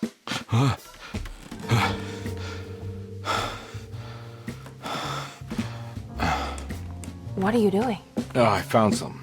Great. Was it alcohol? God, no, I just got the wind knocked out of me. I think I know how to break the contract with the Dark Man. What exactly does that mean? Everything going back to normal. All right. I found some more information on Dorsetto and the patients. There are some seriously strange things going on here. I'm pretty sure 2 of the patients are dead and maybe even the clerk. Oh, yeah. I kind of just gave up on worrying about that. Well, just keep your eyes open, I suppose. What were you doing again? Jeremy made a pact with the Dark Man to keep all the madness locked inside Dorsetto. All right. I'm gonna break it. I just have... Where is it? Where's the talisman? It's around your neck? Ah! I worry, Detective. Don't. I'm fine. I worry that you're not much help on this case. At least you're a good distraction. Trust me. You're getting your money's worth. At this rate, I'm an absolute bargain.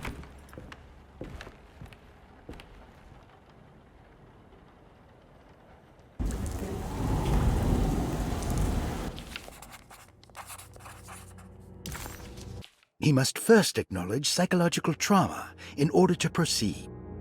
The lying must stop, so we can break through the barriers of self-deceit. Finally, temper manic behavior. Medicine has failed me. Nothing can be done to dispel the hardwood curse. Only the sacrificial dagger may release the despair from Jacob's eye. Yet, doing so would be the doom of Dorsetto. Let this curse of mine be a weapon for once. I accept your demands. Oh, crawling chaos. Build your prison around this godforsaken hospital. When evil has been starved, I will stay buried forever.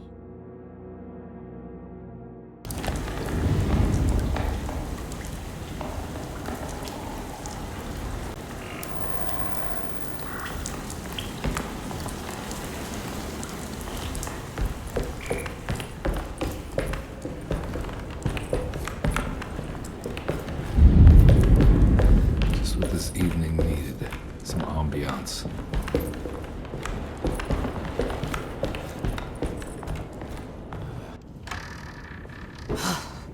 got to be around here somewhere. He wouldn't leave this house. I don't know what to think anymore. You run into that detective fella? Who is he? Can he be trusted? I think he one of the good guys. Well, you know, like us. Will he be all right with her coming? Praise the mother. He don't need to know about all that. Just help Just calm down. It ain't time yet. God, it hurts. As far as I can tell, Detective Carnby seems to be solving problems, not causing them. Just be ready in case he starts anything.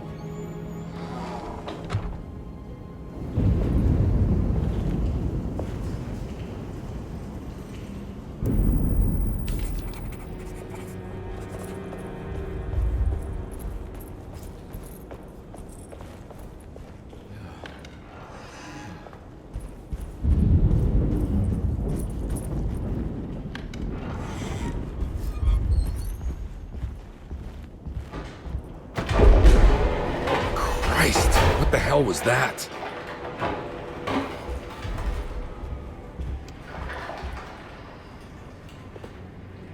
It's blocked.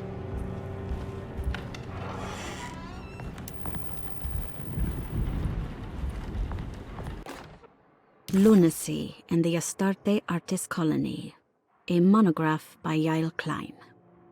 In early 1909, the old Derceto plantation outside of New Orleans was turned into an artists' colony. 3 famous European artists rented the house and the surrounding land from the owner, the Ledoux family. The colony was chiefly run by Sebastian Cortez, who was playfully dubbed the captain by his collaborators, William Arges and Heinrich Kassel. The colony existed for 6 years, until one day all 12 members disappeared without a trace. It is widely believed that their disappearance is connected to the disastrous hurricane that passed through on September 29, 1915, but nothing truly supports this claim.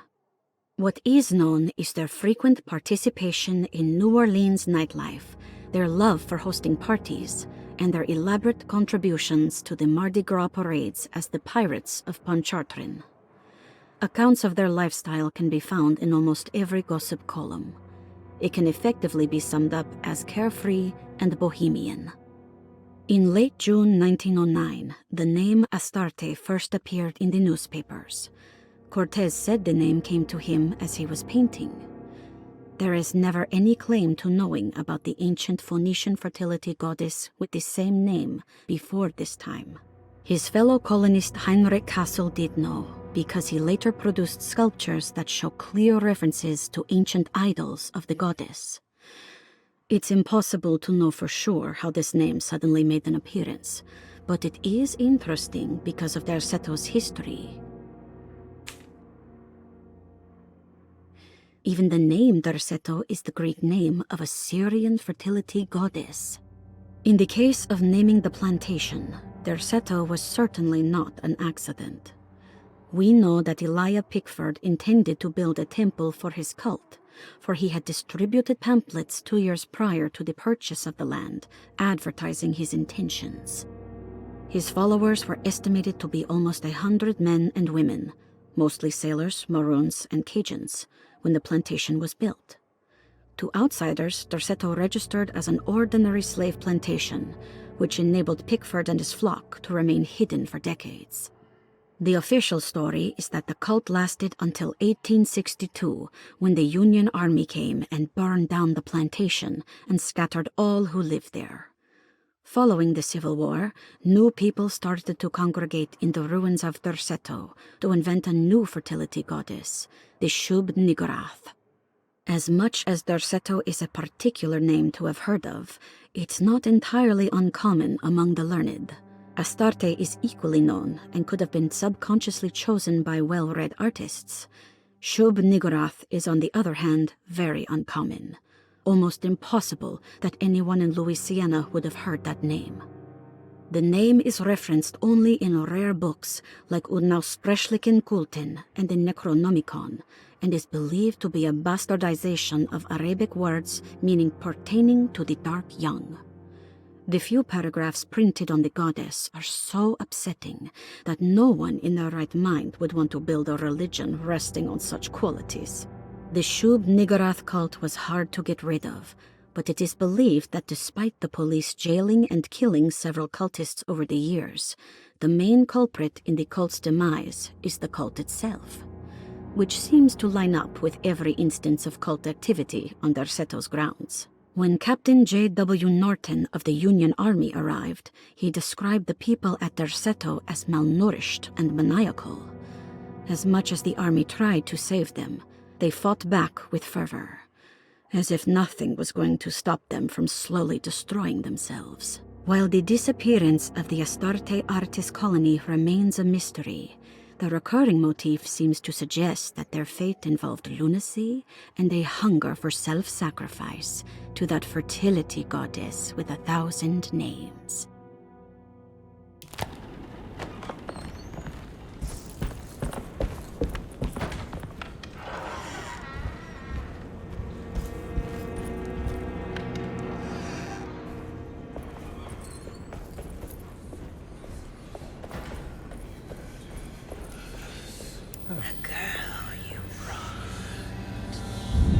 What is that?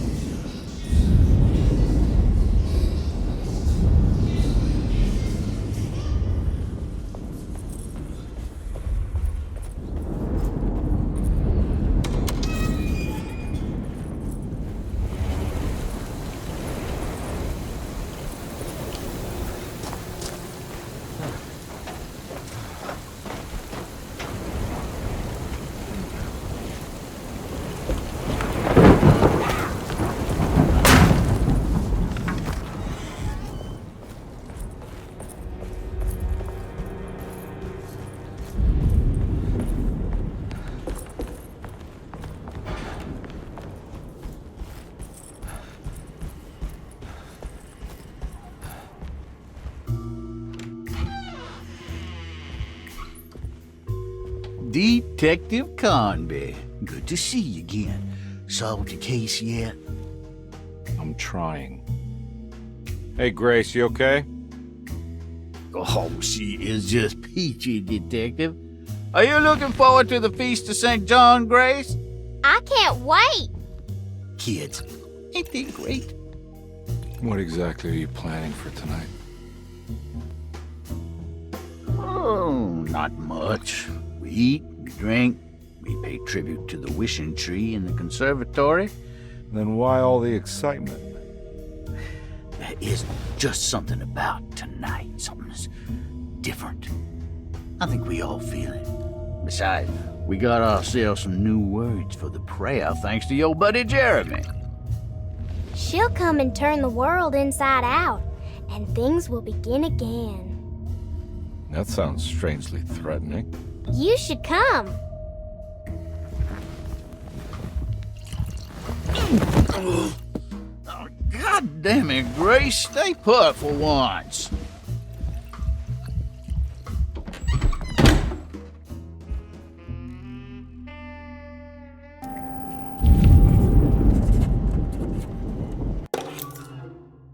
I better hold on to these. Wouldn't want them to get lost.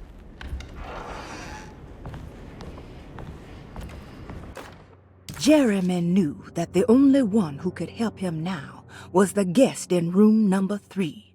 The room seemed to have been empty for so long.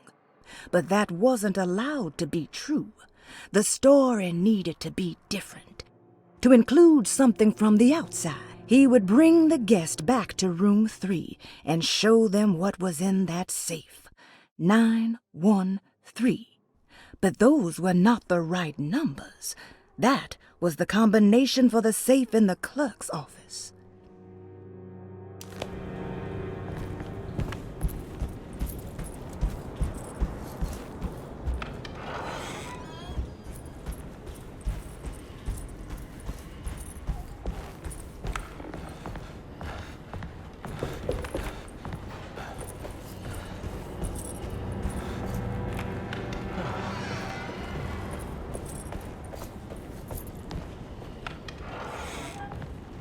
There must be a spare key to Dr. Gray's office in here somewhere. I don't have the combination for this. But maybe Jeremy did. It worked.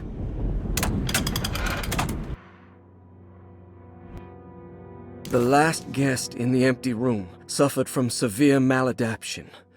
I must write this down, because if I understand the condition sufficiently, it could make me deny this fact at a later date, and there is reason for me to think I may come to suffer the consequences from this dysfunction, as some who came in contact with the guest seemed to adopt a new worldview in which everything was predetermined but broken. Upon accepting this worldview, some memories became unmanageable and later rejected. I do not know what this means. I cannot even remember the fate of the guest. I think they were simply misplaced one day and forgotten. Just like all documents pertaining to this guest, they have all been destroyed, or they never existed in the first place. Who wrote this? There has never been a guest in the empty room.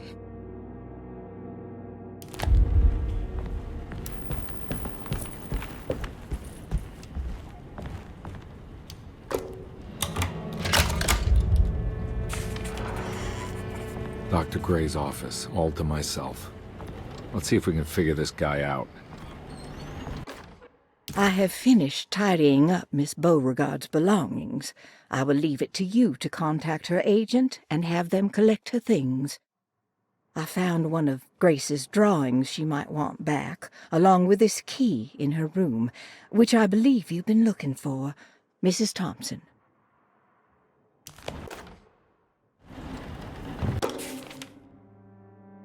This is where McCoffey has hidden my favorite young. It's very important.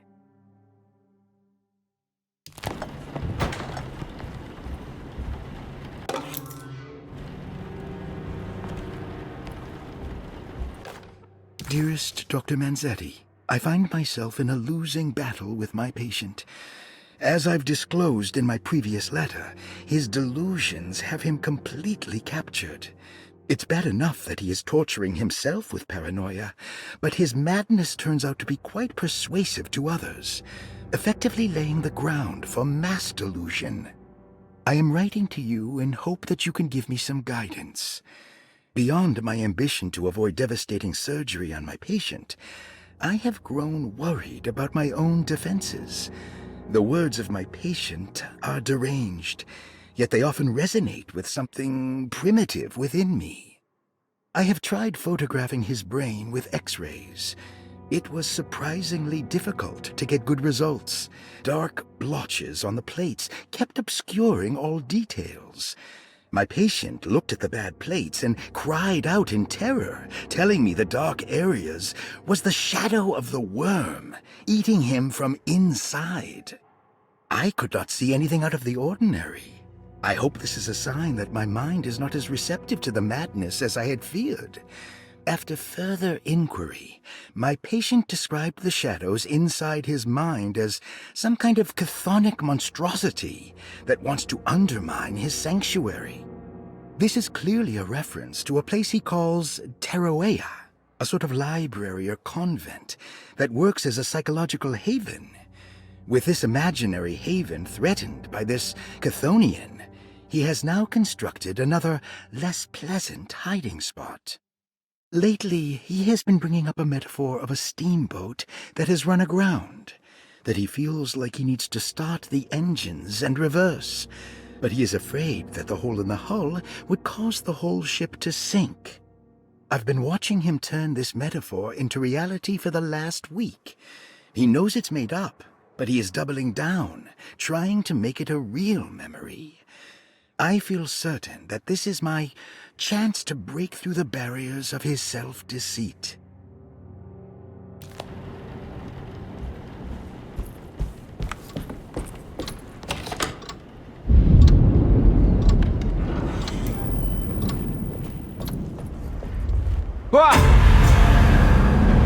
This can't be.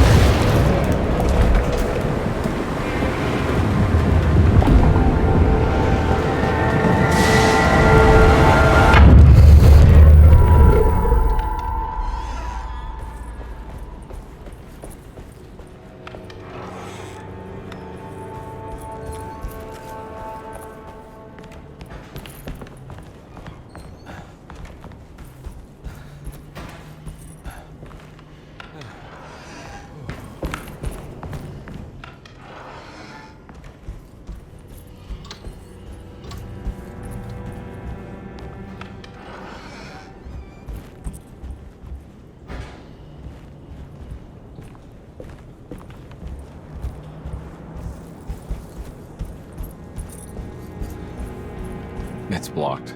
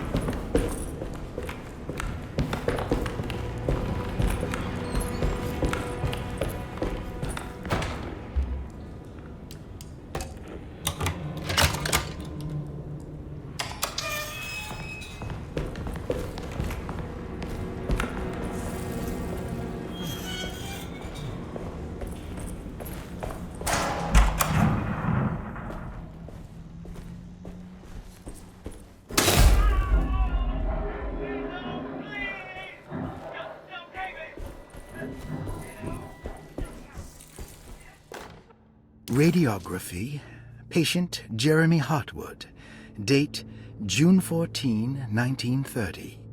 Plates. Jeremy's skull proved difficult to capture properly. Partial radiographs worked best. A complete picture of the brain can be assembled by piecing 3 plates together. Observations. Even when looking at an assembled version, a shadow covers significant parts of Jeremy's brain. Possible tumor, but more likely that the equipment is failing. Jeremy reacted strongly to the pictures and claimed to see a giant clay worm eating and displacing his memories. Notes.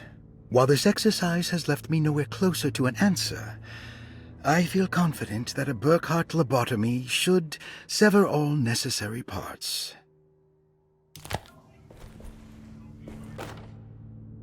Hypothetical psychosurgery based on the ideas by Burkhart and the St. Petersburg research could end up saving Jeremy's mind. Severing the connections around the frontal lobe would certainly solve most mental afflictions. The procedure would be brutal in performance, as well as in efficiency. An ice pick pushed through the edge of the eye and into the skull would untether the nerves like Alexander cutting the Gordian knot.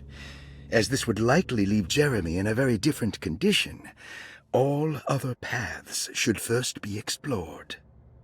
The medical instrument I would need for this lobotomy is missing, and I should have Waits order a new one.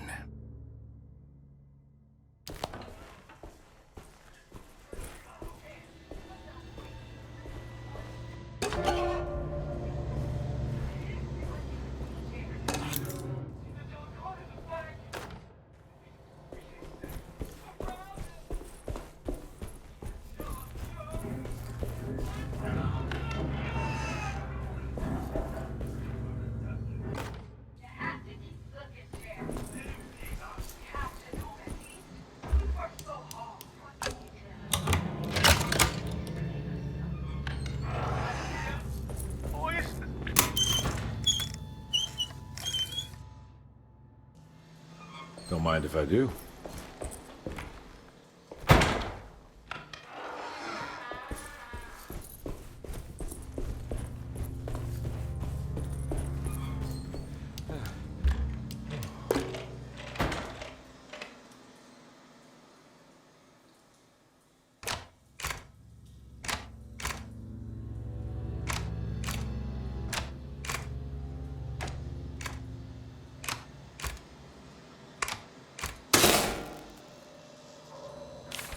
That's better.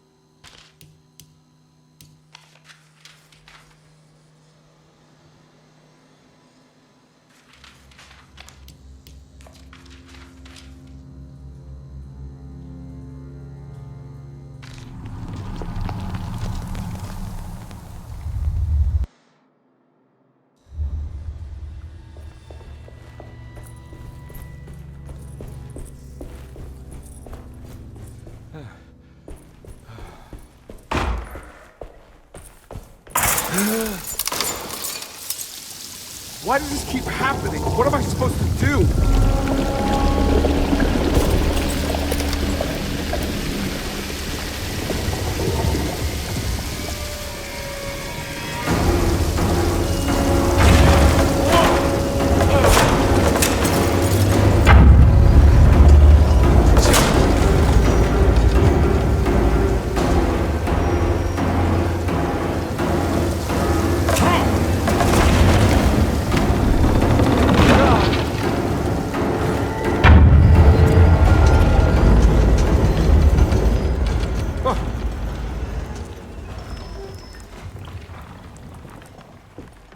And we're back here.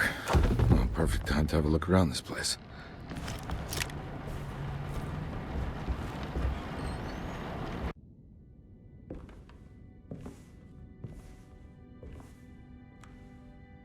They're coming.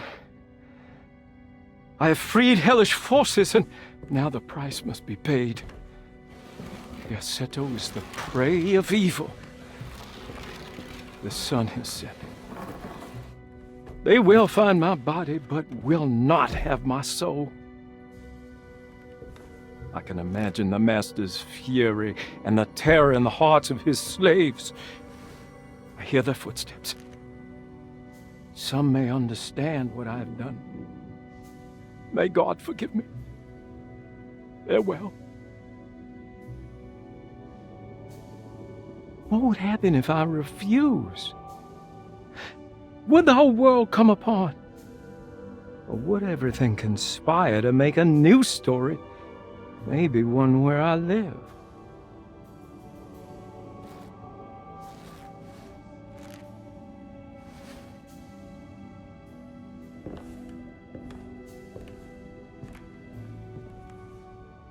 I'm sorry, Frederick.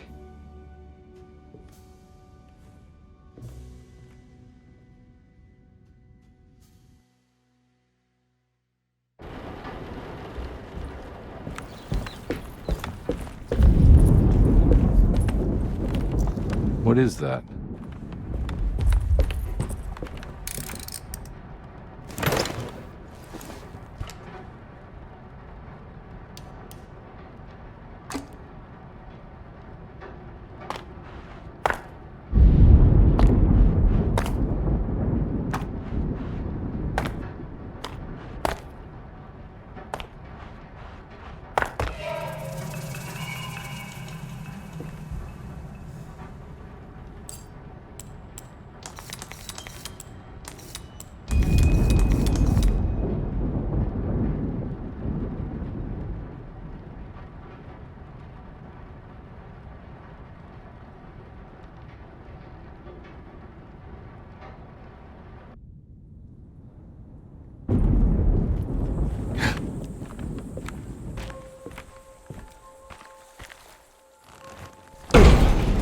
No, is this? This is where Jeremy's hiding, right? Hello? Is anyone there? Jeremy? I need help! Wait! Can you hear me? I'm stuck in the mud and the fire is taking Jeremy, me. where are you? The motor is dead. I can't do anything more. Hang on, Jeremy. I'll figure something out. I'll get the boat running.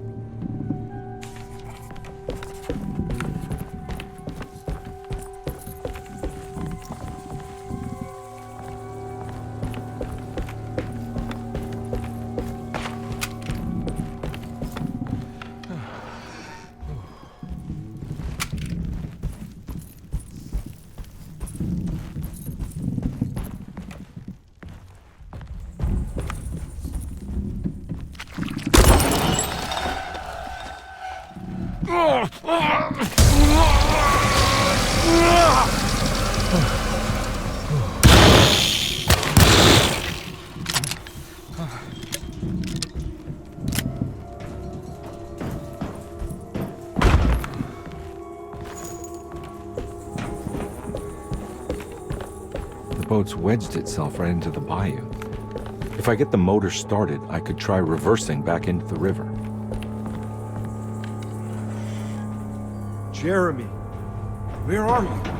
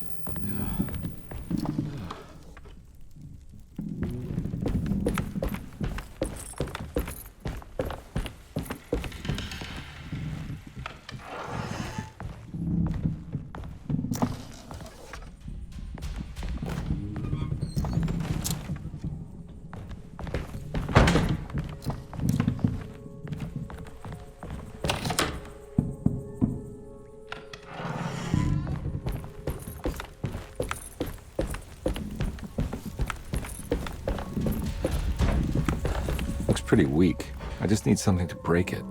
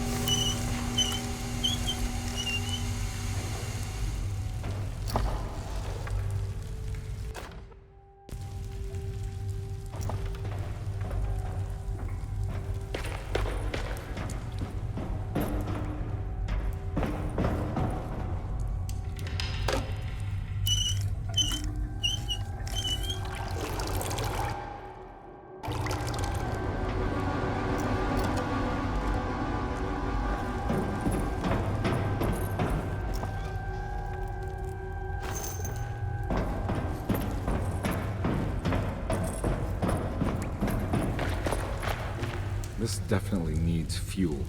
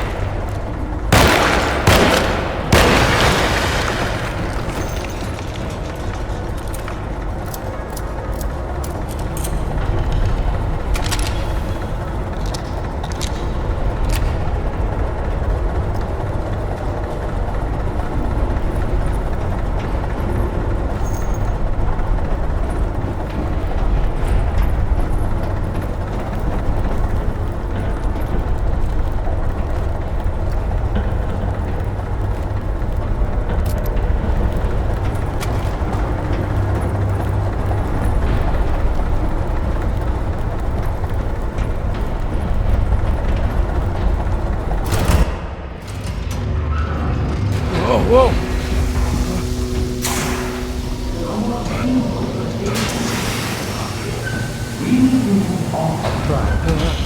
Are you ready to tell me what happened in the attic? I put a rope around my neck, and then I strangled all life from my body. Are you under the impression that you died? Yes. No. I was supposed to die. What does that mean?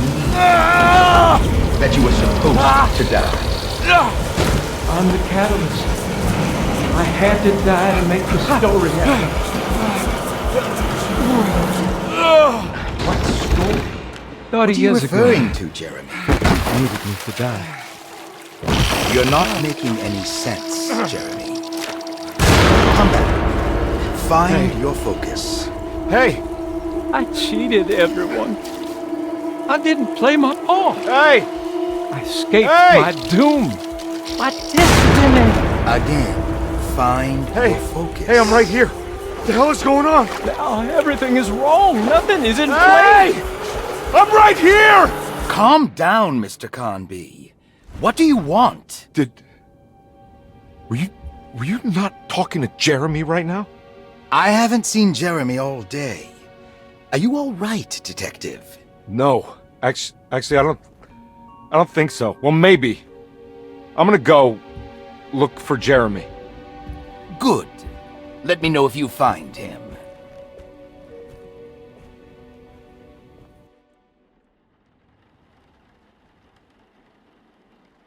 That was Jeremy's self-deceit? A steamboat stuck in the mud? I'm not going to pretend I understand any of that. What a bunch of psychoanalytic nonsense.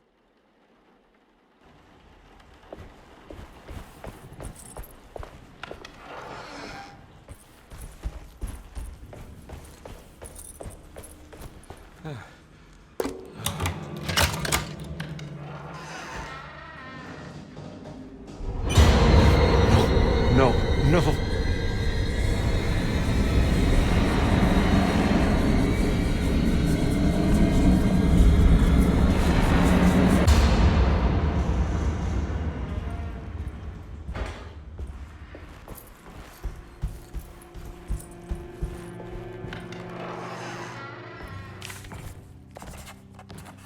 This is my room. I belong here.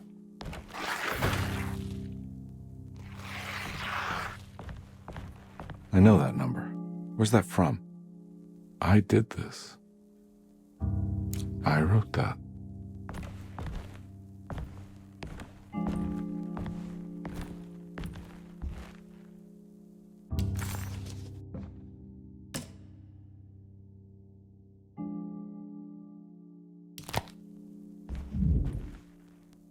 I know the combination. I carry it with me.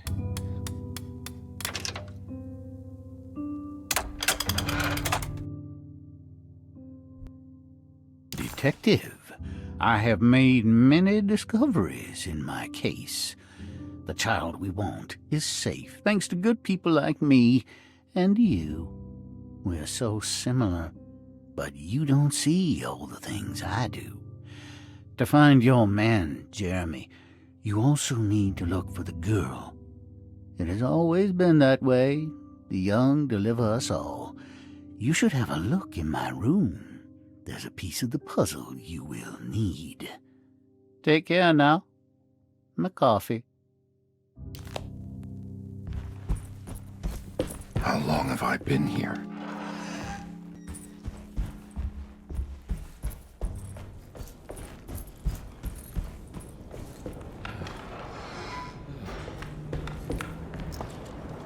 Surprisingly neat. Maybe I've been selling that old barfly short. Sometimes I think this place makes me worse. That Derceto might be my grave. A coffin made of ostentatious architecture. A Taj Mahal for the drunken depressed. There's something about Derceto. Something about Dr. Gray. Like we all pretend that we're here to get better, when in fact we are here to be forgotten.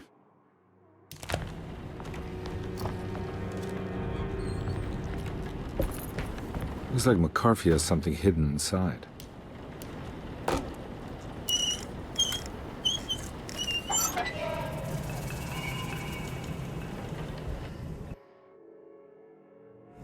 Why would McCarthy lock this up? Was he trying to keep Grace from completing the shape? If so, couldn't she have just made another drawing?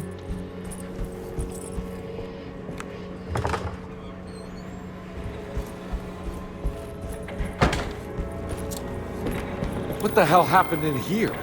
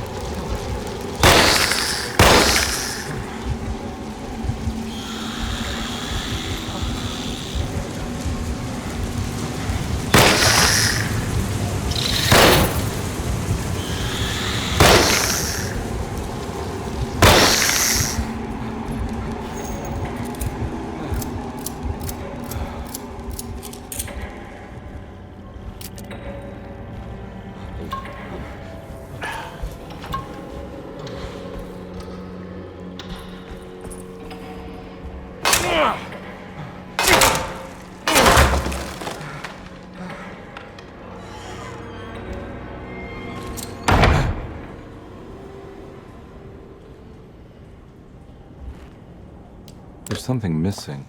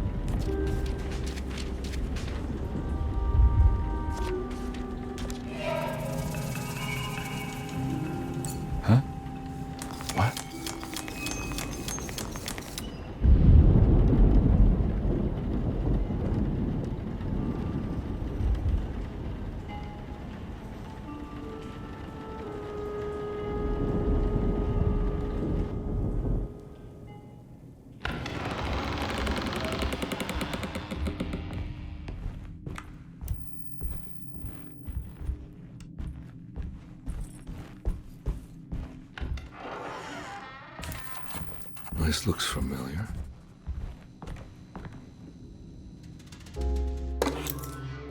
How am I back at the office? Jeremy's never been here. That's me. isn't it? No. Long had it been since I drowned myself in drink and depression. It had all felt so peaceful, slipping away into oblivion. A welcoming, dark voice wrapped around my mind like a heavy blanket. It turned off suddenly as I woke up from the sound of my office door closing shut.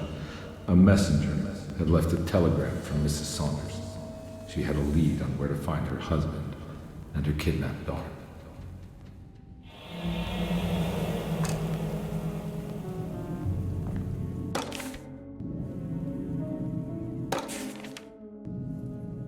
God, I used to drink so much back then. When was this exactly? What case was I working?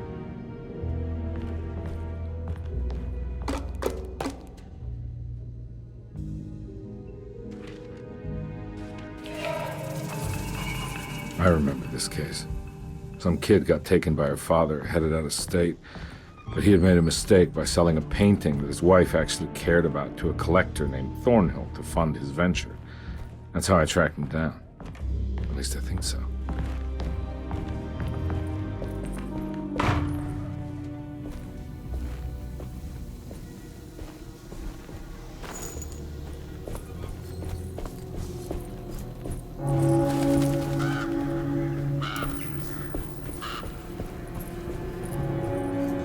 I can't go that way.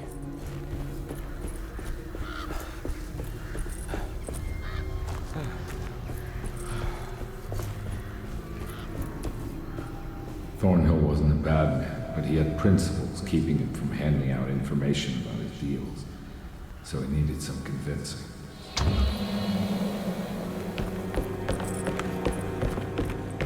Well, every case can't be squeaky clean.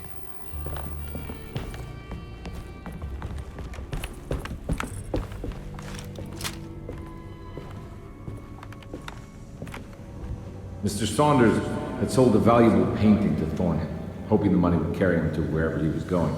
The painting, now leaning on an easel in Thornhill's bedroom, had a certain mesmerizing gloom that seemed to call out to me, telling me I was needed for something important. I felt myself falling into the painting, only being brought back by Thornhill, thrusting an address to a Hotel St. George into my hand and asking me to get the hell out.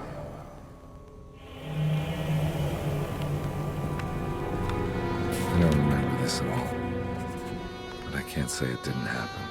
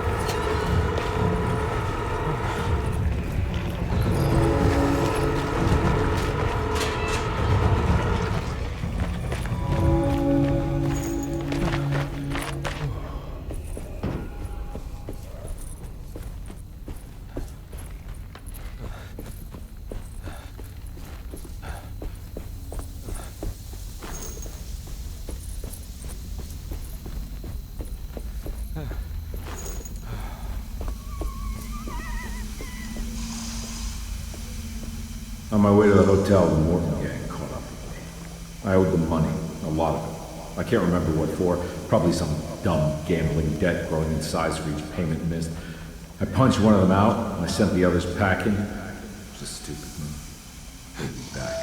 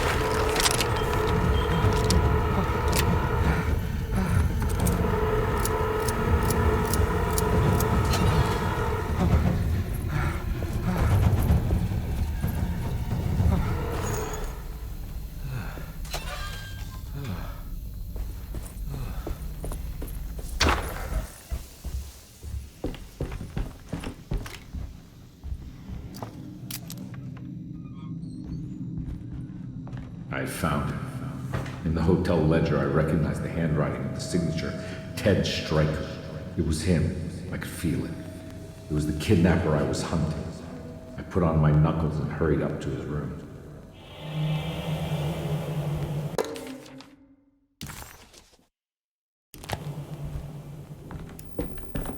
Something about that name, Ted Stryker, rings a bell. Feels vaguely familiar.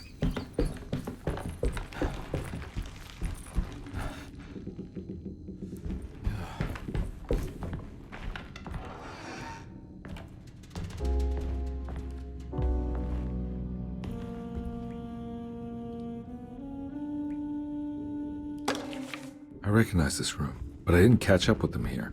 I must have followed them. But where?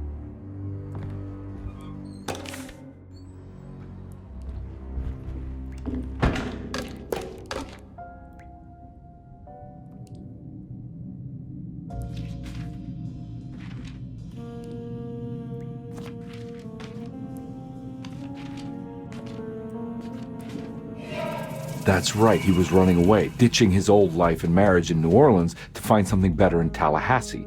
And he took his daughter with him against the will of the mother. That's why she hired me. But I stopped him. I caught up with him at the Pearl River Bridge. Pearl River. This is where I caught up with them. This is what the Dark Man wanted me to revisit. But I'm still not seeing it. What am I forgetting?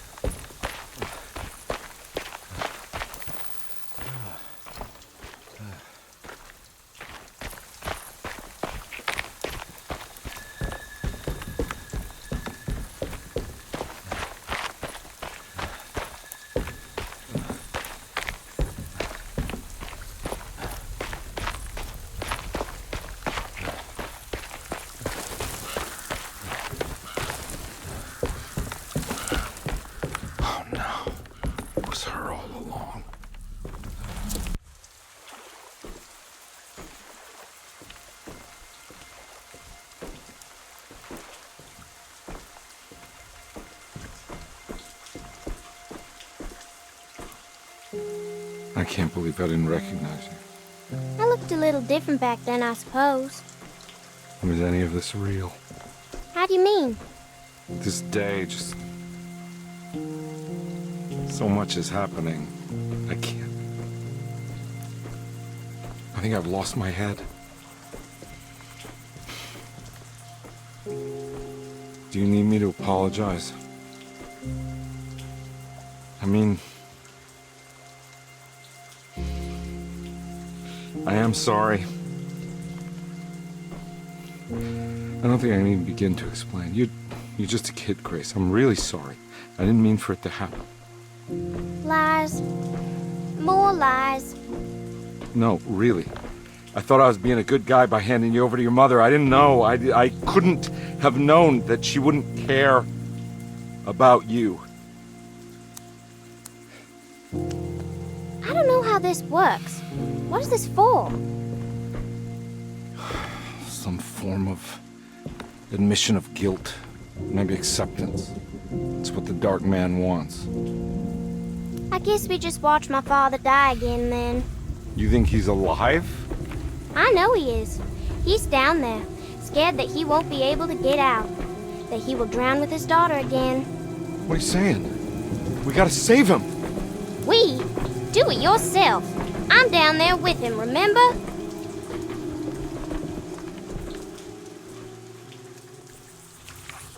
Can I really save them? This all happened so long ago. I have to find a way to get down there. I have to see it with my own eyes. There was a boat at the house where I entered. If I can raise the bridge, I should be able to get to the car.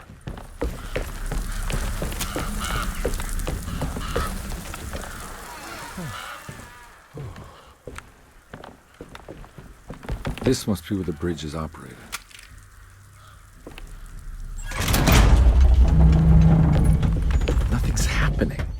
It's like something's holding him back.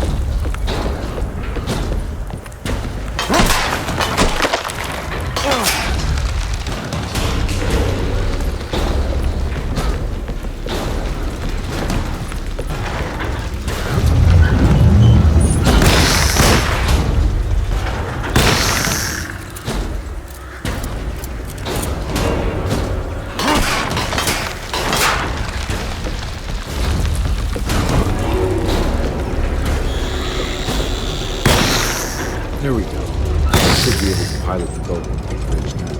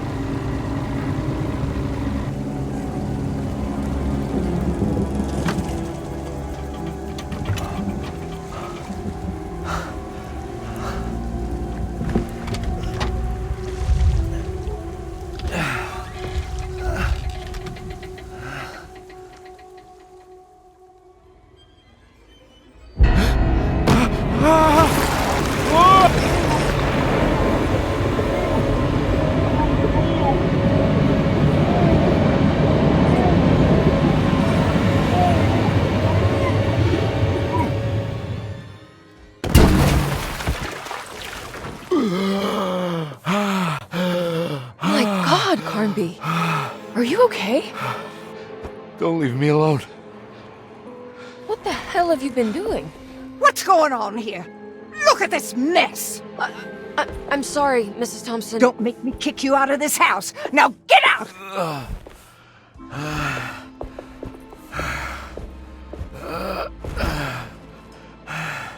Hey, Detective.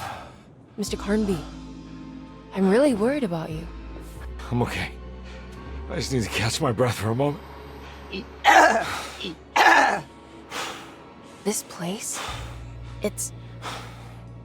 There are some very disturbed figures around here. And I don't think it's just the patients. I've been reading some things about how Derceto has a deranging effect on people. I think it might explain things. What? Just take it easy, okay? I'm gonna go find a way into Dr. Gray's apartment. I want to know what he's hiding. Emily, don't worry. I think I'm close. I'm gonna set everything right. Just be careful.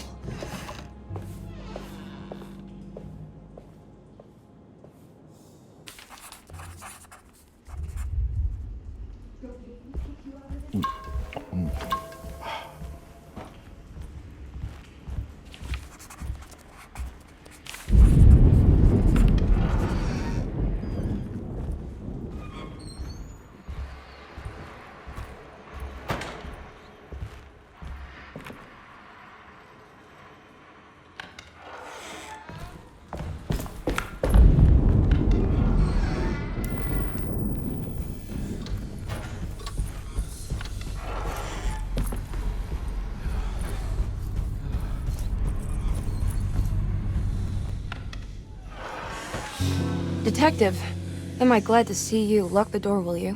I don't think Dr. Gray would appreciate us snooping around. What's going on here? This feels so strange.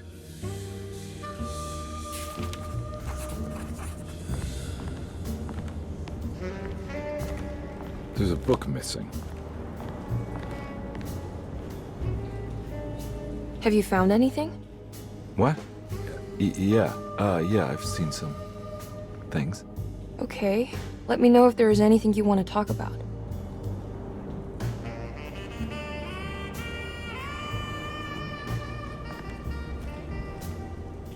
You don't find this place strange? Dorsetto is certainly one of the stranger places I've been to.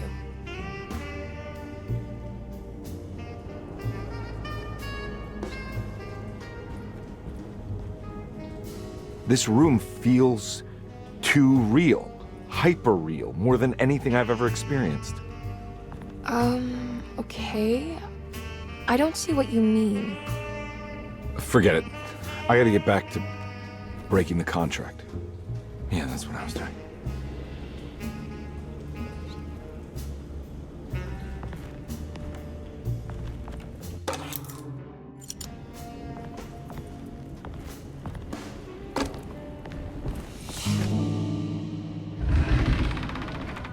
What did you do?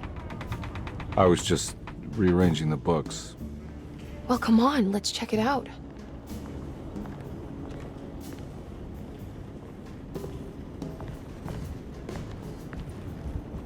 I think I'm beginning to understand. Dr. Gray is dealing with some kind of mass delusion.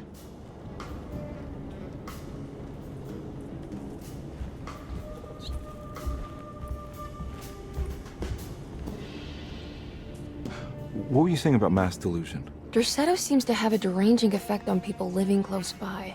It has a history of creating cults devoted to some nature goddess. Even the name Dorsetto refers to the cult existing here before the Civil War. Dorsetto was the name of an ancient fertility goddess worshipped in Syria. Dr. Gray and his friends, however, seem to prefer the black goat of the woods with 1,000 young, or Shub-Nigroth. And that name can only have come from my uncle's twisted mind.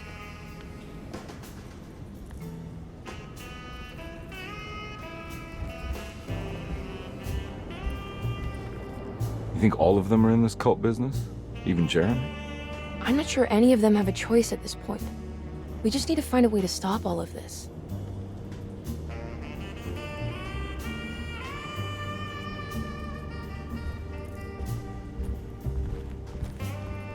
I've been so busy trying to free your uncle from the promise he made to the Dark Man. I guess I kind of just let everything else go.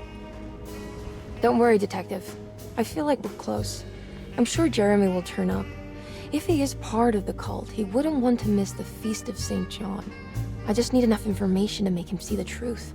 I hope you're right, but I doubt he'll show up. Not as long as the Dark Man's got him hiding.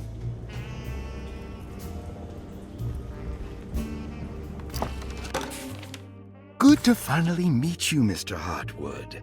I'm here on the behalf of your brother Philip. You were expecting me, weren't you? Yes. You're from Dorsetto, no? That's right. I just wanted to ask you a few questions to see if there is anything I can do to help you and your family. Okay. I understand you're full of imagination. You make up a lot of things. I suppose. And you obsess over them, blurring reality and fiction. Sometimes. Do you want to tell me about the Dark Man? No, I don't. That's all right. Perhaps there is something else you can tell me. Something you know to be made up, but you hold dear. Juan? John? Who's John? No, Juan Luis Jorge. Oh, wait there a moment. Here, take a look. Is he... Oh, he is the author. It's a magnificent book. Life-changing even. The real Juan is long dead, but I like to think of him as my friend. My most beloved friend. I see. Do you often do this? Fantasize about people you read about? No. Well, there is Jacob. Who is Jacob? Turn to the last page. Oh, it's a newspaper article. The Prisoner of Ice, Jacob van Ostad. Is he also your beloved friend? Oh, no, Doctor. Not at all. He is the fire that fights fire. Yes, I think it's clear your overstimulated imagination, this mania, needs to be tempered for you to live a normal life. I know your family calls it the Heartwood Curse, but I want you to know that there is nothing supernatural about your condition. It's all inside your head. And with that, I'm very qualified to deal with. In time, you will be cured. In time. Yes, in time we will exorcise all your demons, all the dark men. Yeah! Please, Mr. Heartwood, calm yourself. What happened? Oh, don't you worry your little head about it, Miss Heartwood. Your uncle and I just had our first breakthrough.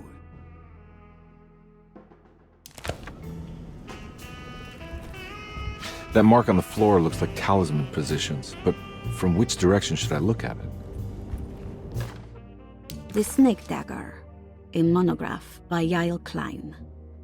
In Ludwig Prin's book on pagan rituals called The Mystery of the Grave, as translated by Nicholas Vachy, there are several references to a sacrificial dagger called the Snake Dagger. It has long been thought of as a poor translation of the original text, that it would be more appropriate with worm dagger from the Latin vermis cultrum.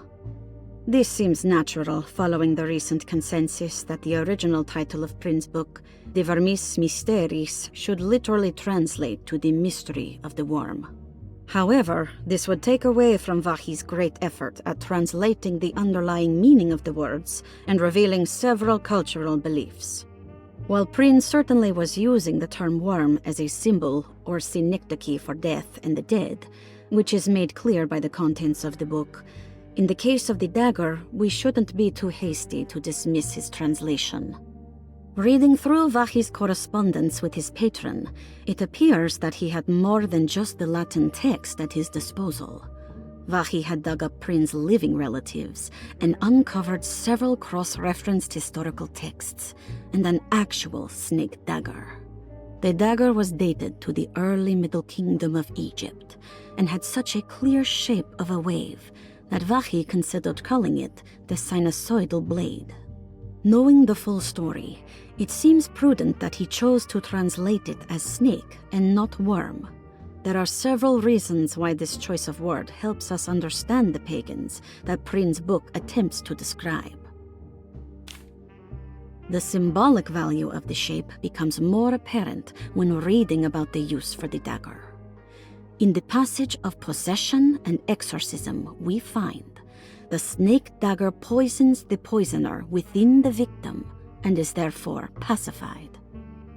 Where the literal text would tell us that the worm dagger trumps the demon possessing the victim, it tells us nothing of their reasoning, only that somehow this dagger wins against the demon, like it had the better hand in poker. Vachy's translation allows us to follow the underlying logic to the ritual magic that is being performed. Poison the poisoner sounds like fighting fire with fire. That to hurt the demon possessing its victim, the priests would have to fight back with a power that is known to the evil they are fighting. The snake dagger is therefore not only a good way to describe its form, but it also helps us understand how it could be thought of as a useful tool for exorcism. Finally, it also helps us understand their relationship to lunacy, that it was thought of as something poisoning the mind rather than controlling it. What is also interesting to note is that the possessed are always considered poisoned in their head and not their heart. The snake dagger always went to the eye of the possessed, leaving them partially blind, if they had the good luck to survive.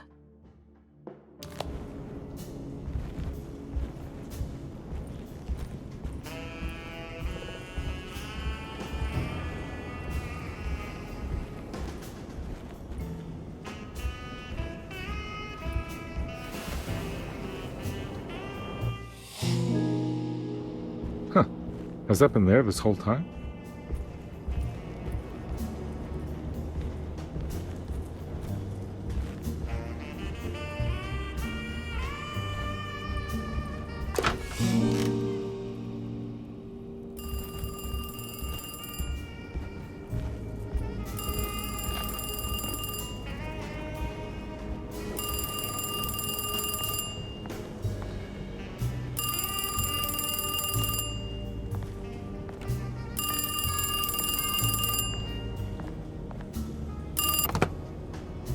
Hello? Detective Carnby?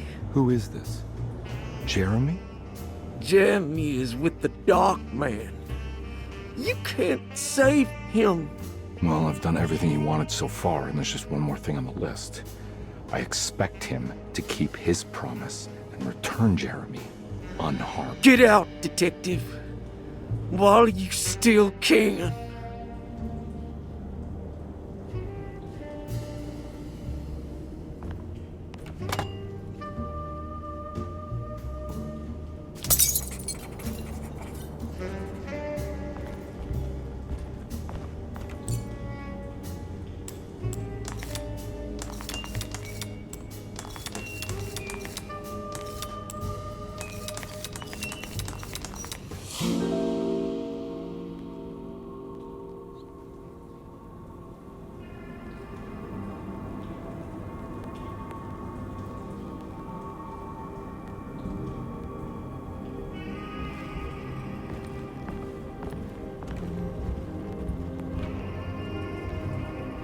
You okay? You look a little frazzled. Just stupid telephone. I know. I tried calling the police earlier. The telephone is completely dead. It's not... Yeah, no, the telephone isn't working.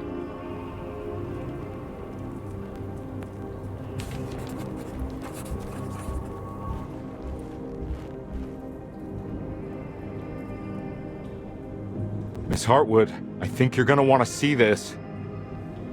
Is there something in the closet? Yeah, there is. You don't see the very obvious gate leading to whatever Jeremy's madness is serving up next? I don't understand. Are you making some kind of fashion metaphor? I'm sorry, I don't have time for this. Can you just tell me what you're doing? You don't see this! It's fine. It's fine. Catch you later. Are you going inside the closet? Yeah. You got a problem with that? No. Do what you think is right, Detective. Sorry, I didn't mean to. Goodbye, Miss Hartwood.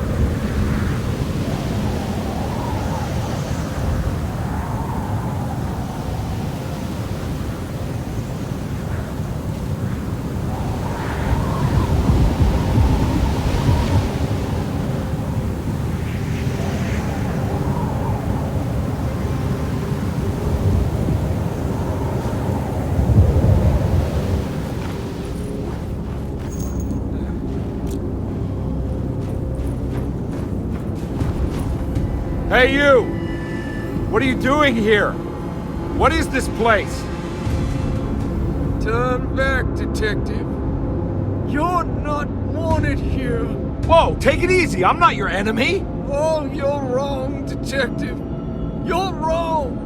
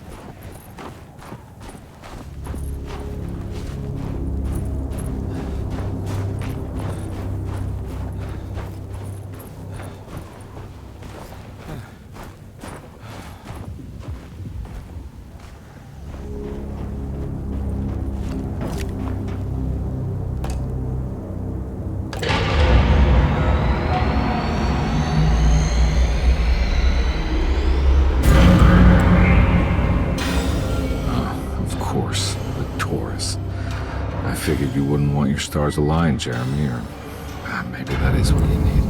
Temper that mania of yours.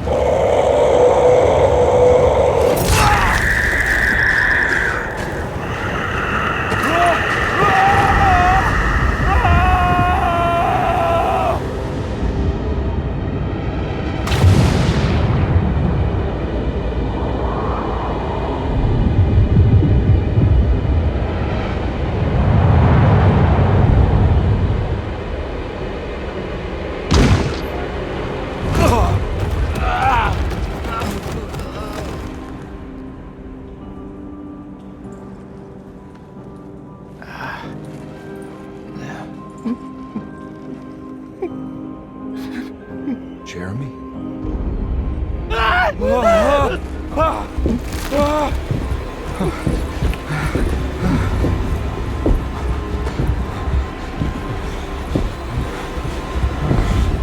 did everything!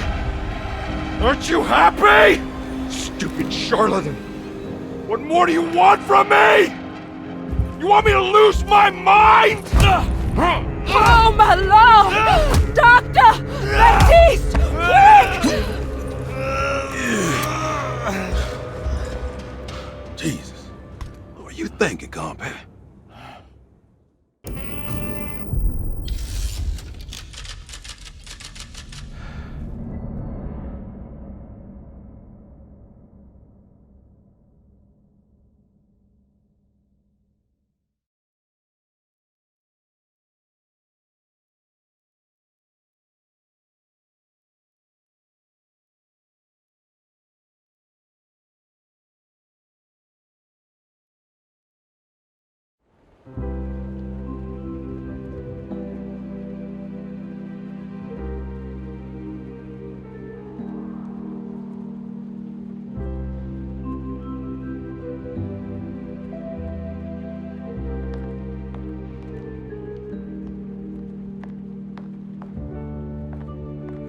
You awake?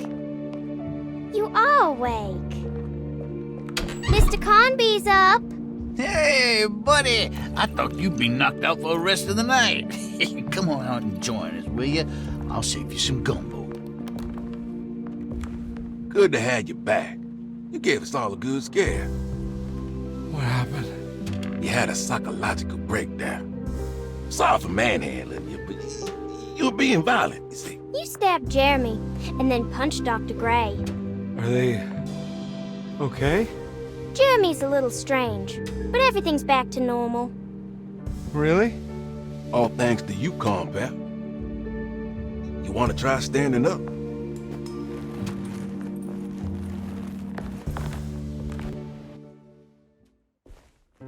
Well, if it isn't the hero of the day. How are you feeling, Detective? Never better. How about you two? Hey, Jeremy, I didn't do too much damage, did I? Things are fine. Very quiet. What's up with him? Painkillers? No. You see, despite you having the finesse of a one-eyed butcher, you managed to lobotomize dear Jeremy. I did what? It's actually quite impressive. It's not like I hadn't considered it myself. I just wish Jeremy could have been helped without reducing his personality to that of an oyster. But he's gonna live. Of course. As long as someone keeps feeding him, he'll outlive the best of us.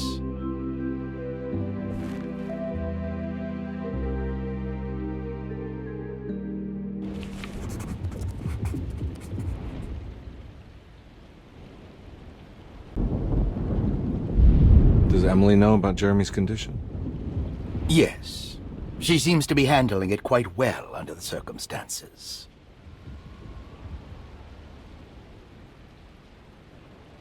Does she still want to take Jeremy away from Derceto? I will have to insist that you do. This is not that kind of institution. Jeremy, hang on for a little longer, okay? We'll be going back to New Orleans soon. Oh, good. I do so miss the city lights.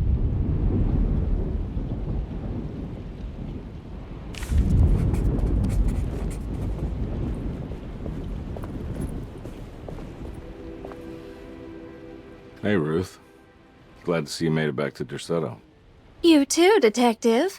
Make sure to stay for the festivities. It's no Mardi Gras, but it ain't bad.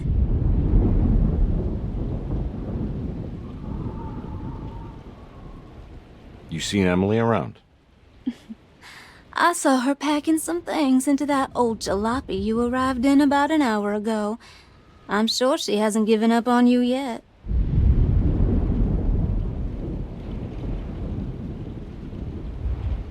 Catch you later. Looking forward to it, Detective.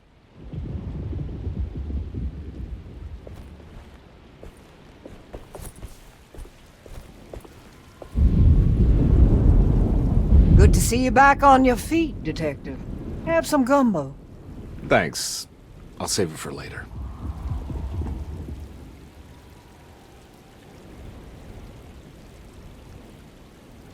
Seems like everyone's in a pretty good mood.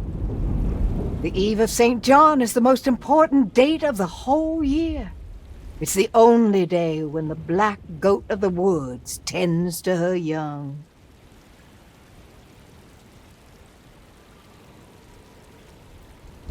I'm gonna go look for Emily. Don't worry about her. She wouldn't leave without you, would she?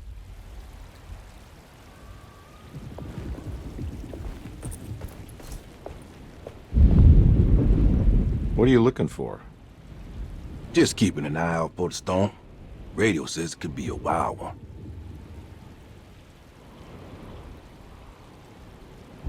You don't know where Emily is, do you? She's packing some of Jeremy's things. Said she wanted to take them away. I'm sure she'll come and get you when she's ready.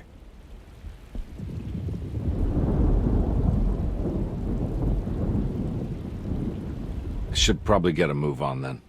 See you around, compare.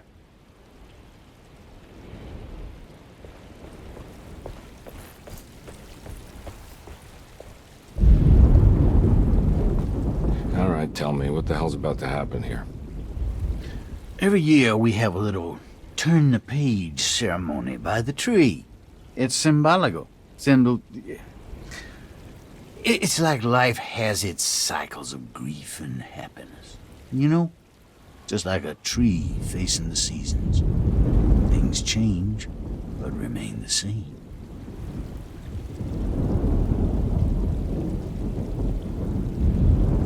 So this is basically New Year's Eve, but with a tree metaphor. Exactly. You're so smart. It's about starting again. I mean, who could use a positive message like that more than a bunch of lunatics like us?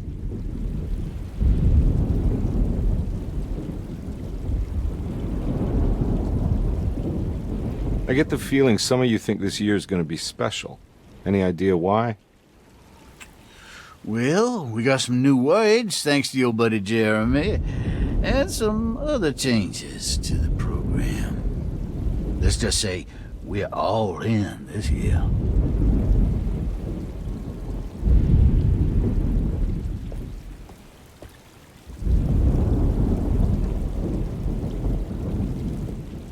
That is one impressive tree. More impressive than you could ever imagine.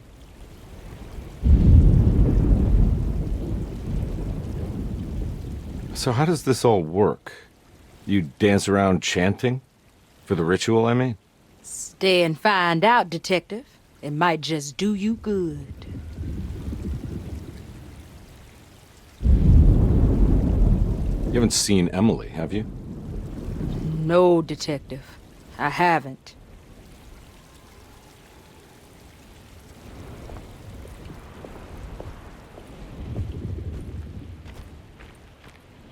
Hey, kid. What are you up to? Preparing for the ceremony. I don't want to disappoint Mother.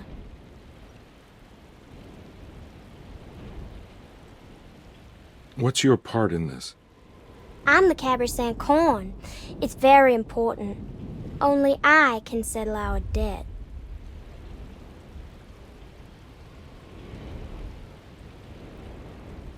You know, I had my doubts, but you are in the right place, Grace. I think you might be right. For once.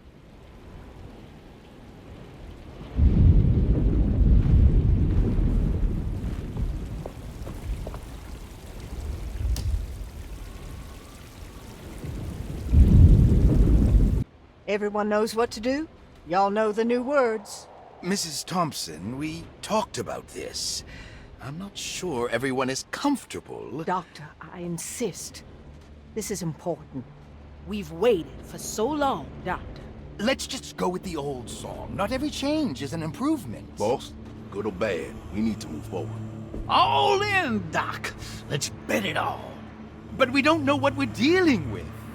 It'll be okay, Doctor. Better even.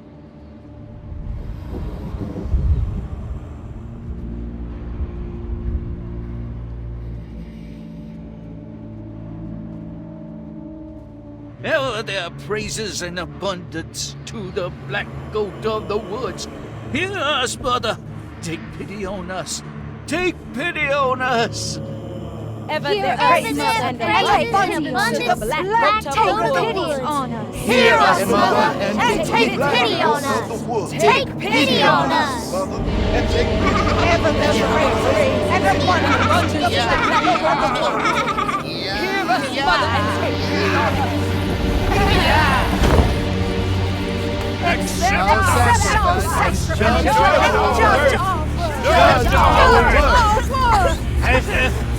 Stop! Are you crazy? This here's what needs to happen, Carnby. Grace! Stop! Stop! Shoot the ground! Yeah! Shoot the ground!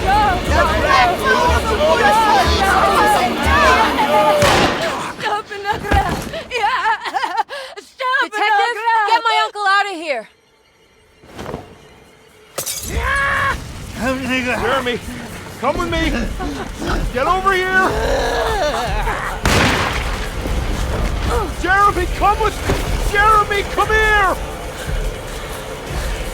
No! There has to be a sacrifice! We're doomed!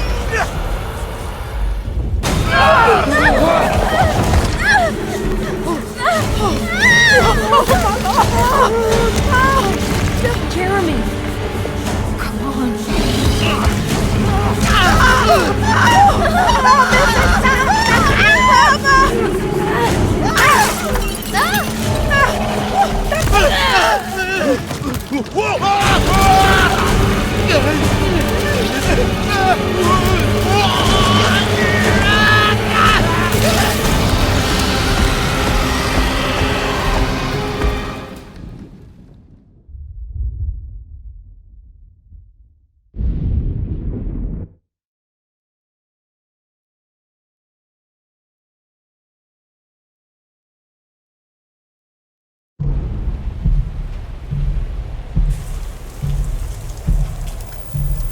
I can't let that monster leave Derceto. I have to stop it.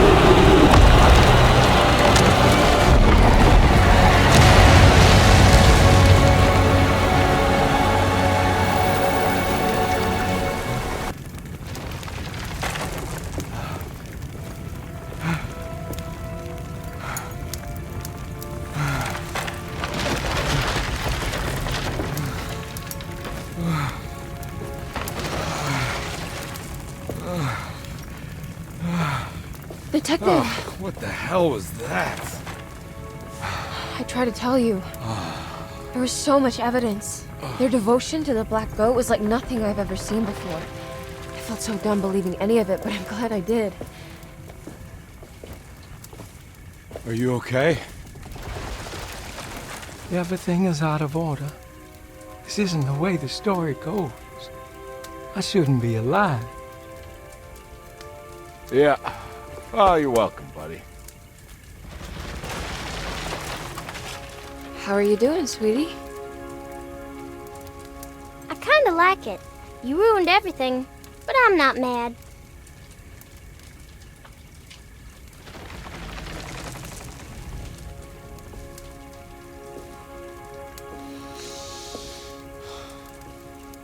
All right, you ready to head back to New Orleans? Come on, Jeremy. We're leaving.